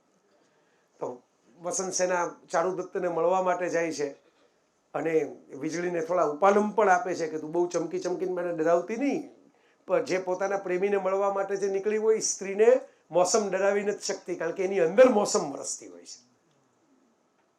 આ જે વાત છે એ વાત, એ મિલન, એ વરસાદનું વહાલ. અને આપણે ખાલી સ્ત્રી પુરુષના જ વાલની ચિંતા કરીએ છીએ, ચર્ચા કરીએ છીએ, પણ ઓવરઓલ પ્રકૃતિમાં જ એક વાલ પ્રગટે છે વરસાદની સાથે. તમે જોયું હશે પહેલા વરસાદમાં પેલી માટીની ભીની માટીની સુગંધ આવે. પાલનપુરમાં એનું ઉત્તર મળે છે, જ્યારે પેટ્રિકોર કહેવાય અંગ્રેજીમાં. એ સુગંધને એ એકચ્યુઅલી એક બેક્ટેરિયા છે, એક્ટિનો કે એવું કંઈક નામ છે, હું કદાચ ભૂલ કરતો હોઈશ પણ ચેક કરજો. એ બેક્ટેરિયા જે છે એ મૂળ કામ કરે છે વિઘટનનું કોઈ પણ પરિસ્થિતિને. તો વરસાદ ન હોય એટલે ઉનાળો હોય, એટલે ઉનાળો હોય સુષુપ્ત અવસ્થામાં હોય, ને પછી વરસાદ વરસે એટલે થોડા એક્ટિવ થાય, ને એક્ટિવ થાય એટલે એ એક પ્રકારનું આ પેટ્રોલિયમ જેવું, પરફ્યુમ જેવું એક સુગંધ છોડે. અને એ સુગંધ તમારી પાસે આવે એટલે તમને એમ લાગે કે જો પહેલાં માટીનું અત્તર જાણે ફૂટી નીકળ્યું. પણ પ્રેક્ટિકલ વાત એ છે કે તમે પ્રફુલ્લિત થાઓ. હવે આપણા ઉપર છે. જો વરસાદ કાદવે લઈ આવે ને વરસાદ પાંખવાળા મંકોડાઈ લઈ આવે, બરાબર, અને વરસાદ હમણાં આપણે જેટલી સરસ મજાની રસિક રોમેન્ટિક વાત કરી એ બધું લઈ આવે. હવે તમારે કઈ મેમરી સ્ટોર કરીને સેવ કરવી છે એ તો આપણા હાથમાં છે, એ કોઈ પારકાના હાથમાં છે જ નહીં. યસ, ભીંજાવવું કે પલળવું, બરાબર. અને આપણે તો ગુજરાતી તરીકે આનંદ એ થાય કે મૂળ ટાગોરે લખ્યું 9 વર્ષ, તો એના કરતાં વધારે ગુજરાતે ગાયું એ ગીત, મન મોર બની થનગાટ કરે, મન મોર બની થનગાટ કરે. એટલે ગુજરાતનું રાજ્ય ગીત ગણું ને તો એ આ છે, બરાબર. પેલું એટલું બધું તો ગાય જ છીએ આપણે, જય જય ગરવી ગુજરાત ને ગુજરાત મોરી મોરી રે ને એવું બધું તો ગાય જ છીએ. પણ એકચ્યુઅલી આમ ગુજરાતીઓ ડોલવા માંડે, એક કસુંબીનો રંગ, બરાબર, બે સાથે મેઘાણી સંકળાયેલા, અને બીજું આ એ એવું છે કે આમ ગુજરાતીઓને ડોલાવી દે. એટલે આજે મનમોર બની થનગાટ કરી એમાં પણ આ ભાલ વરસે છે. એની અમુક પંક્તિઓ તો કોઈ ગાતું જ નથી, આપણે ત્યાં ગવાતી નથી, કારણ કે એ પંક્તિઓ ગાવ સમજાવવી પડે. એ સમજાવવી પછી જરાક જોખમી છે, કારણ કે પછી મોરે મોરા આવી જાય બધા સમજાવવા જાય, કારણ કે એમાં તો પછી એક આખું સ્ટાન્ઝા જે છે કે પેલી કન્યા ઉપર છે, એના વાળ લહેરાય છે પવનની અંદર, ચાકમચૂર બે ઉર ને બે કપોતની નીલ કપોતની પાંખ ને આ મેના ઉપર લેખ લખેલો છે, પ્રેમરંગ પુસ્તકમાં છે. એટલે ઈ સ્ટાન્ઝા કોઈ ગાતું નથી, તમે જોઈ લો. કારણ કે ઈ સ્ટાન્ઝા એ પોતે પેલા ગુજરાતી કરીને વાંચ્યો હોય પછી એમ થાય કે ના ના ના આ તો કેમ ગવાય. ટાગોર જેવા કવિ કે જેવા તેવા માણસે નથી લખ્યું, નોબેલ પ્રાઇઝ વિનર પોએટની કવિતા, એને લખવામાં સંકોચ નથી થયો. ઝવેરચંદ મેઘાણી જેણે આખે આખી સૌરાષ્ટ્રી રસધાર લખી, 16થી 12 લખ્યા, 70% ગુજરાતી ફિલ્મો અને 80% ડાયરા હજી જે કન્ટેન્ટ ઉપર ચાલે છે, એ જે માણસે એકલા હાથે બેસીને યુનિવર્સિટીની 10 યુનિવર્સિટીની 100 યુનિવર્સિટી જેટલું કામ કરીને આપ્યું, એને અનુવાદ કરવામાં સંકોચ નથી થયો. પણ આપણને સાંભળવામાં બોલવામાં સંકોચ થાય છે. આ ઓલો જે રેઇનકોટ જે ઉદયન ઠક્કર કહેતા હતા ને, એ જે આપણે સાંભળતા પહેલા જ ચડાવી લઈએ છીએ કોઈ પણ આપણા મન. તો ભીંજાવાની મોસમ એ છે કે તમે સાહિત્યના સ્પર્શમાં ભીંજાઓ, કળાના સ્પર્શમાં ભીંજાઓ. આજની છેલ્લી વાત મારે જે તમારી સામે મૂકવી છે એ આ છે કે જો ભીંજાવાનું હોય તો આ થોડાક સ્પર્શ લ્યો. હું હમણાં જ કહેતો હતો કે ભાઈ એગ્રેશન જે સમાજમાં વધે છે કે વાયોલન્સ વધે છે, એના 1000 કારણો છે. હું એમ નથી કહેતો કે એક જ કારણ છે, પણ એનું એક મહત્વનું કારણ એ પણ છે કે આપણે એજ્યુકેશનમાંથી દિવસે દિવસે આર્ટને સાઇડ ટ્રેક કરતા જઈએ છીએ. આર્ટ્સ એ તો ટાઈમપાસ કરવાની કોલેજ, લગ્ન ન થાય ત્યાં લગી આર્ટ્સમાં ભણવાનું, આ એક સામાન્ય માનસિકતા છે. આ કલાશ્રુતિ હવે બનાવી શું કામ? શ્રેયસભાઈએ શું કામ રસ લીધો આ વસ્તુ એસ્ટાબ્લિશ કરવામાં? તો એનું મુખ્ય કારણ એ છે કે થોડોક કલાનો સ્પર્શ હોવો જોઈએ. જો આમાં કંઈ બીજી વાતો થતી જ નથી, માત્ર કલા. તમે જોયો ને વિડીયો ઝલકનો કે ભાઈ શું શું કર્યું હાઇલાઇટ્સમાં, ક્રિએટિવિટી, આર્ટ, લિટરેચર. આ તો આપણે તો નથી વ્યાયામના શિક્ષકો ભરતી પૂરા થતા તો ચિત્રના અને સંગીતના નહીં તો કેદી થાય. એના ક્લાસમાં બેસે કોણ? હવે તો એ મુશ્કેલી થઈ ગઈ, કારણ કે એના માર્ક નથી, એને એડમિશન ન મળે, એનાથી કરિયર ન બને. કરિયર ન બને તો કોણ સાંભળવા બેસવા જોવા બેસે? એટલે એ આખી સિસ્ટમ જ ગ્રેજ્યુઅલી નીકળતી જાય છે કે સારી કવિતાઓ સાંભળો, સારું સંગીત સાંભળો, સારી કળાનો સ્પર્શ લો. એ પણ એક વરસાદ છે, આ પણ વહાલનો વરસાદ છે. તો જ્યારે જ્યારે વરસાદની તમે મોસમમાંથી પસાર થતા હો, મેં તમારા માટે 1-2 નાની નાની રચનાઓ ગોતીને રાખી. સમયનો અભાવ છે મને ખબર છે, એટલે હું બધી નહીં સંભળાવું હવે. પણ હા, એટલે જીવદયામાં માનવું એ પણ બહુ મહત્વનો મુદ્દો છે. આજકાલ ટ્રેન્ડમાં છે જીવદયા, પર્યુષણ ચાલી રહ્યું છે એટલે આ 8 દિવસ તો જીવદયા સિવાય બીજી ખરેખર વાત જ ન કરાય. એમાં હું આવી પ્રચંડ હિંસા કરું કે કેલેન્ડર બદલાઈ જાય ત્યાં લગી તમને બેસાડું એટલે હું બેસાડીશ કરો, પણ કેલેન્ડર નહીં બદલાવો તો બસ. પણ ના ના, એટલે બીજી વાર આવે ને પાછા બધું એમ થાય કે કલાશ્રુતિમાં 9:30 વાળો પ્રોગ્રામ હોય ને 2 કલાક હાલે પછી એટલે જે પહેલી છાપ પાડો એ સિક્વલમાં નડે આપણને. પહેલો ભાગ નબળો બન્યો હોય, બીજો ભાગ બને જ નહીં, બને તો ફ્લોપ જાય. એટલે આ તમને ચોખવટ કરી દઉં, બીજા ભાગમાં આપણે એવું નહીં કરીએ. આ તો વરસાદ હતો ને એટલે જરા છલકાઈ ગયું. વરસાદ થોડું એમ કહેવાય કે અત્યારે આટલો આવજે ને અત્યારે આટલો આવજે ને હમણાં આવતો નહીં ને, એ તો મન પડે ત્યારે આવે ને મન પડે ત્યારે બંધ થાય. એટલે થોડું એવું થાય અને એને આપણે આવકારો આપીએ તો એ મીઠું લાગે નહીં. એટલે આપણે એ આવકારા સાથે હું તમને એક મને ગમતી કવિતા વરસાદની સંભળાવી દઉં. કારણ કે એટલી બધી સરસ વાતો છે આપણી પાસે એ વરસાદને લગતી. હું લઈ આવ્યો હતો કે ભાઈ એક આખું સાઉન્ડ વરસાદનો, પણ એ અત્યારે નહીં કહું, પણ તમને ખાલી એક કહી દઉં છું, તમે ઘરે જઈને આ લેસન કરજો કે રાતના મધરાતના વરસાદ આવે ને એ આંખોથી ન તમે ચેક કરી શકો, કારણ કે અંધારું હોય બહાર. તમે કદાચ બાલ્કનીની જાઓ કે બારી ખોલો તો તમને બહુ દેખાય નહીં. ટોર્ચનો લાઇટ ફેંકો કે બહારની કોઈક લાઇટ ચાલુ હોય દેખાય. તો રાતના વરસાદો, મધરાતના વરસાદો હોય ને એ હંમેશા કાન ગ્રહણ કરે, આંખને બદલે. ત્વચા પણ ન કરે, કારણ કે તમે ઘરમાં છો, બરાબર? આંખ પણ ન કરે. એટલે સાઉન્ડસ્કેપ છે, રેઇનનો સાઉન્ડસ્કેપ. અને એકવાર તમને ખબર હોય તો પંડિત શિવકુમાર શર્માએ આખું એક મ્યુઝિક કમ્પોઝ કરેલું સંતૂરના જોડે, કે ભાઈ વરસાદના ટીપા પડતા હોય એના આધારે સંતૂર વાગતું હોય. તમને એમ જ લાગે કે જો વરસાદ જ પડે છે, આ સંતૂર તમે સાંભળો એટલે આ પણ એક વહાલ છે. પણ જે કવિતા મારે તમને સંભળાવવી છે એ બહુ મજાની કવિતા છે અને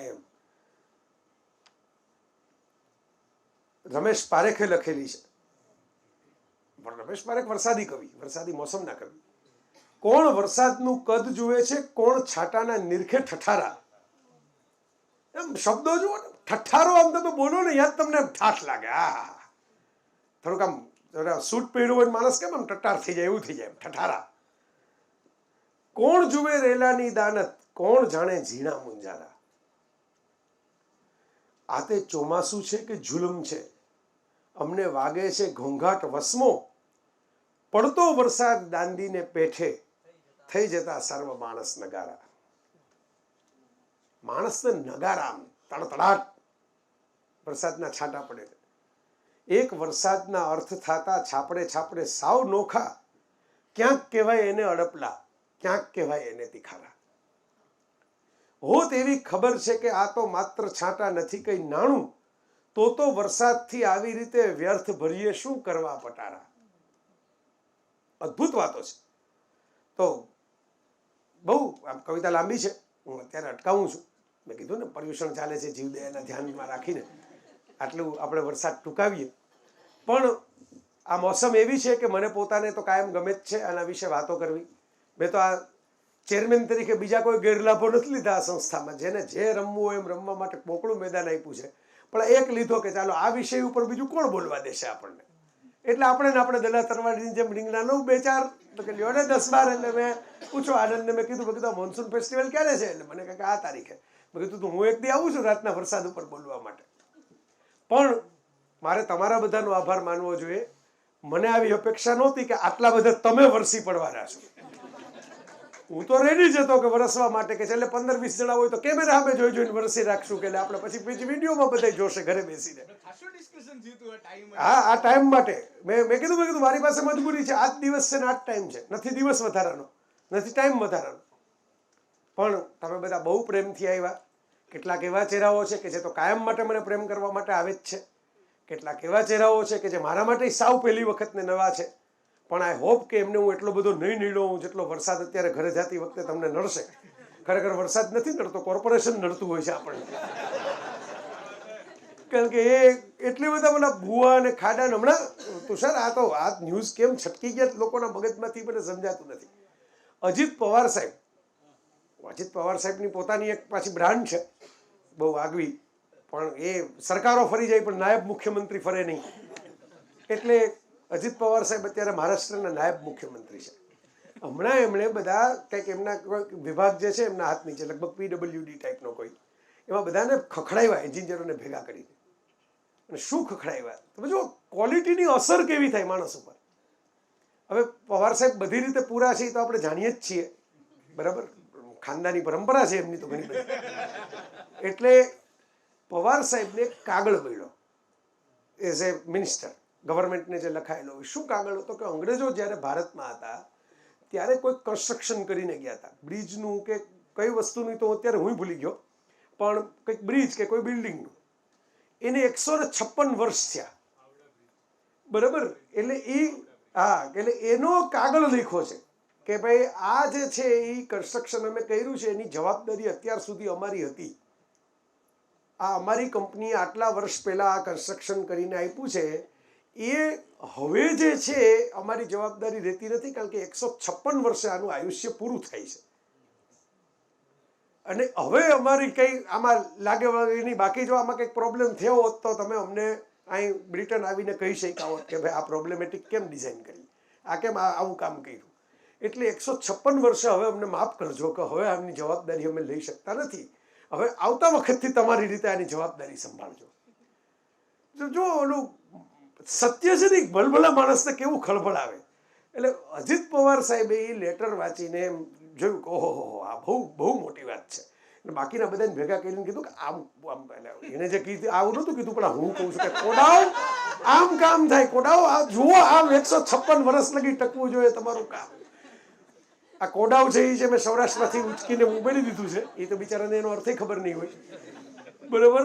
પણ એ ટોનમાં એણે બધાને ભેગા કર્યા અને ન્યૂઝ બન્યા કે આ જુઓ 156 વર્ષ ચાલે. ભલે કહો કે સામે એમ નહીં કીધું હોય કે સાહેબ તમે તો આવું કહો માં 156 વર્ષ કેમ ચાલે એવું તો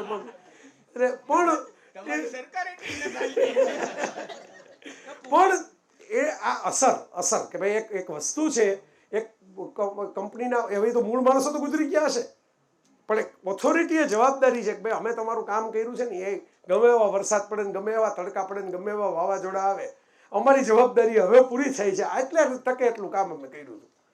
અમારે પુનામાં એક રોડ બન્યો છે, જંગલી મહારાજ રોડ. જી. એનો એક પારસી કંપનીએ કોન્ટ્રાક્ટ લીધેલો. જી. અને 10 વર્ષની ગેરંટી આપેલી. આજે એને 40 વર્ષ થઈ ગયા, કાંઈ નથી થયું. પણ એ કોન્ટ્રાક્ટ પછી એને બીજું કોઈ કામ જ નથી મળ્યું. ઓહો, એને પછી એને કોન્ટ્રાક્ટ મળવાને જ બંધ. હા, એ તો બહુ લાંબુ ટકાઉ કામ કરો.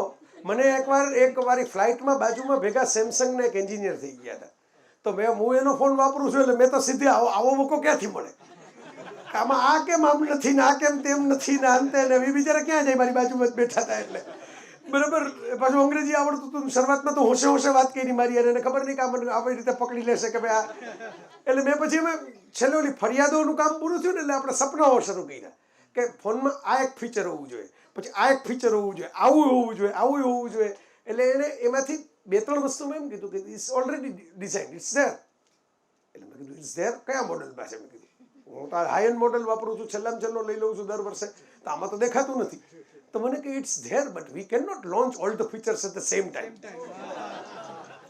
then you will not purchase a new model after that.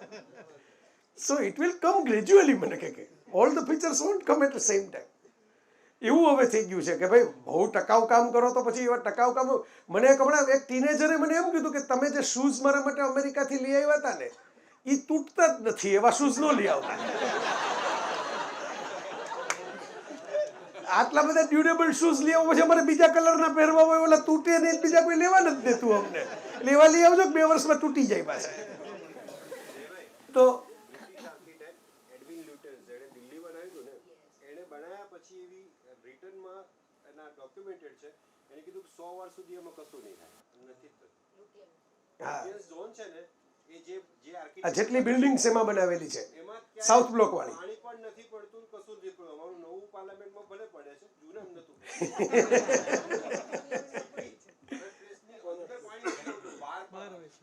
તો વડોદરા એનું બેસ્ટ એક્ઝામ્પલ છે. સયાજી રાવે જે વડોદરા બનાવેલું છે, બરાબર. આ તો વડોદરા હું એક ચોમાસે ગયો છું, અહીંયા વડોદરાવાસીઓથી જ મને જાણવા મળ્યું, એમાં પાણી નીકળી જાય છે. એ જમાનામાં સયાજીરાવ ગાયકવાડી સ્ટેટે જે પ્લાનિંગ કર્યું હતું એમાં, પછી જે નવું વડોદરા બન્યું એમાં પાણી ભરાઈ જાય છે,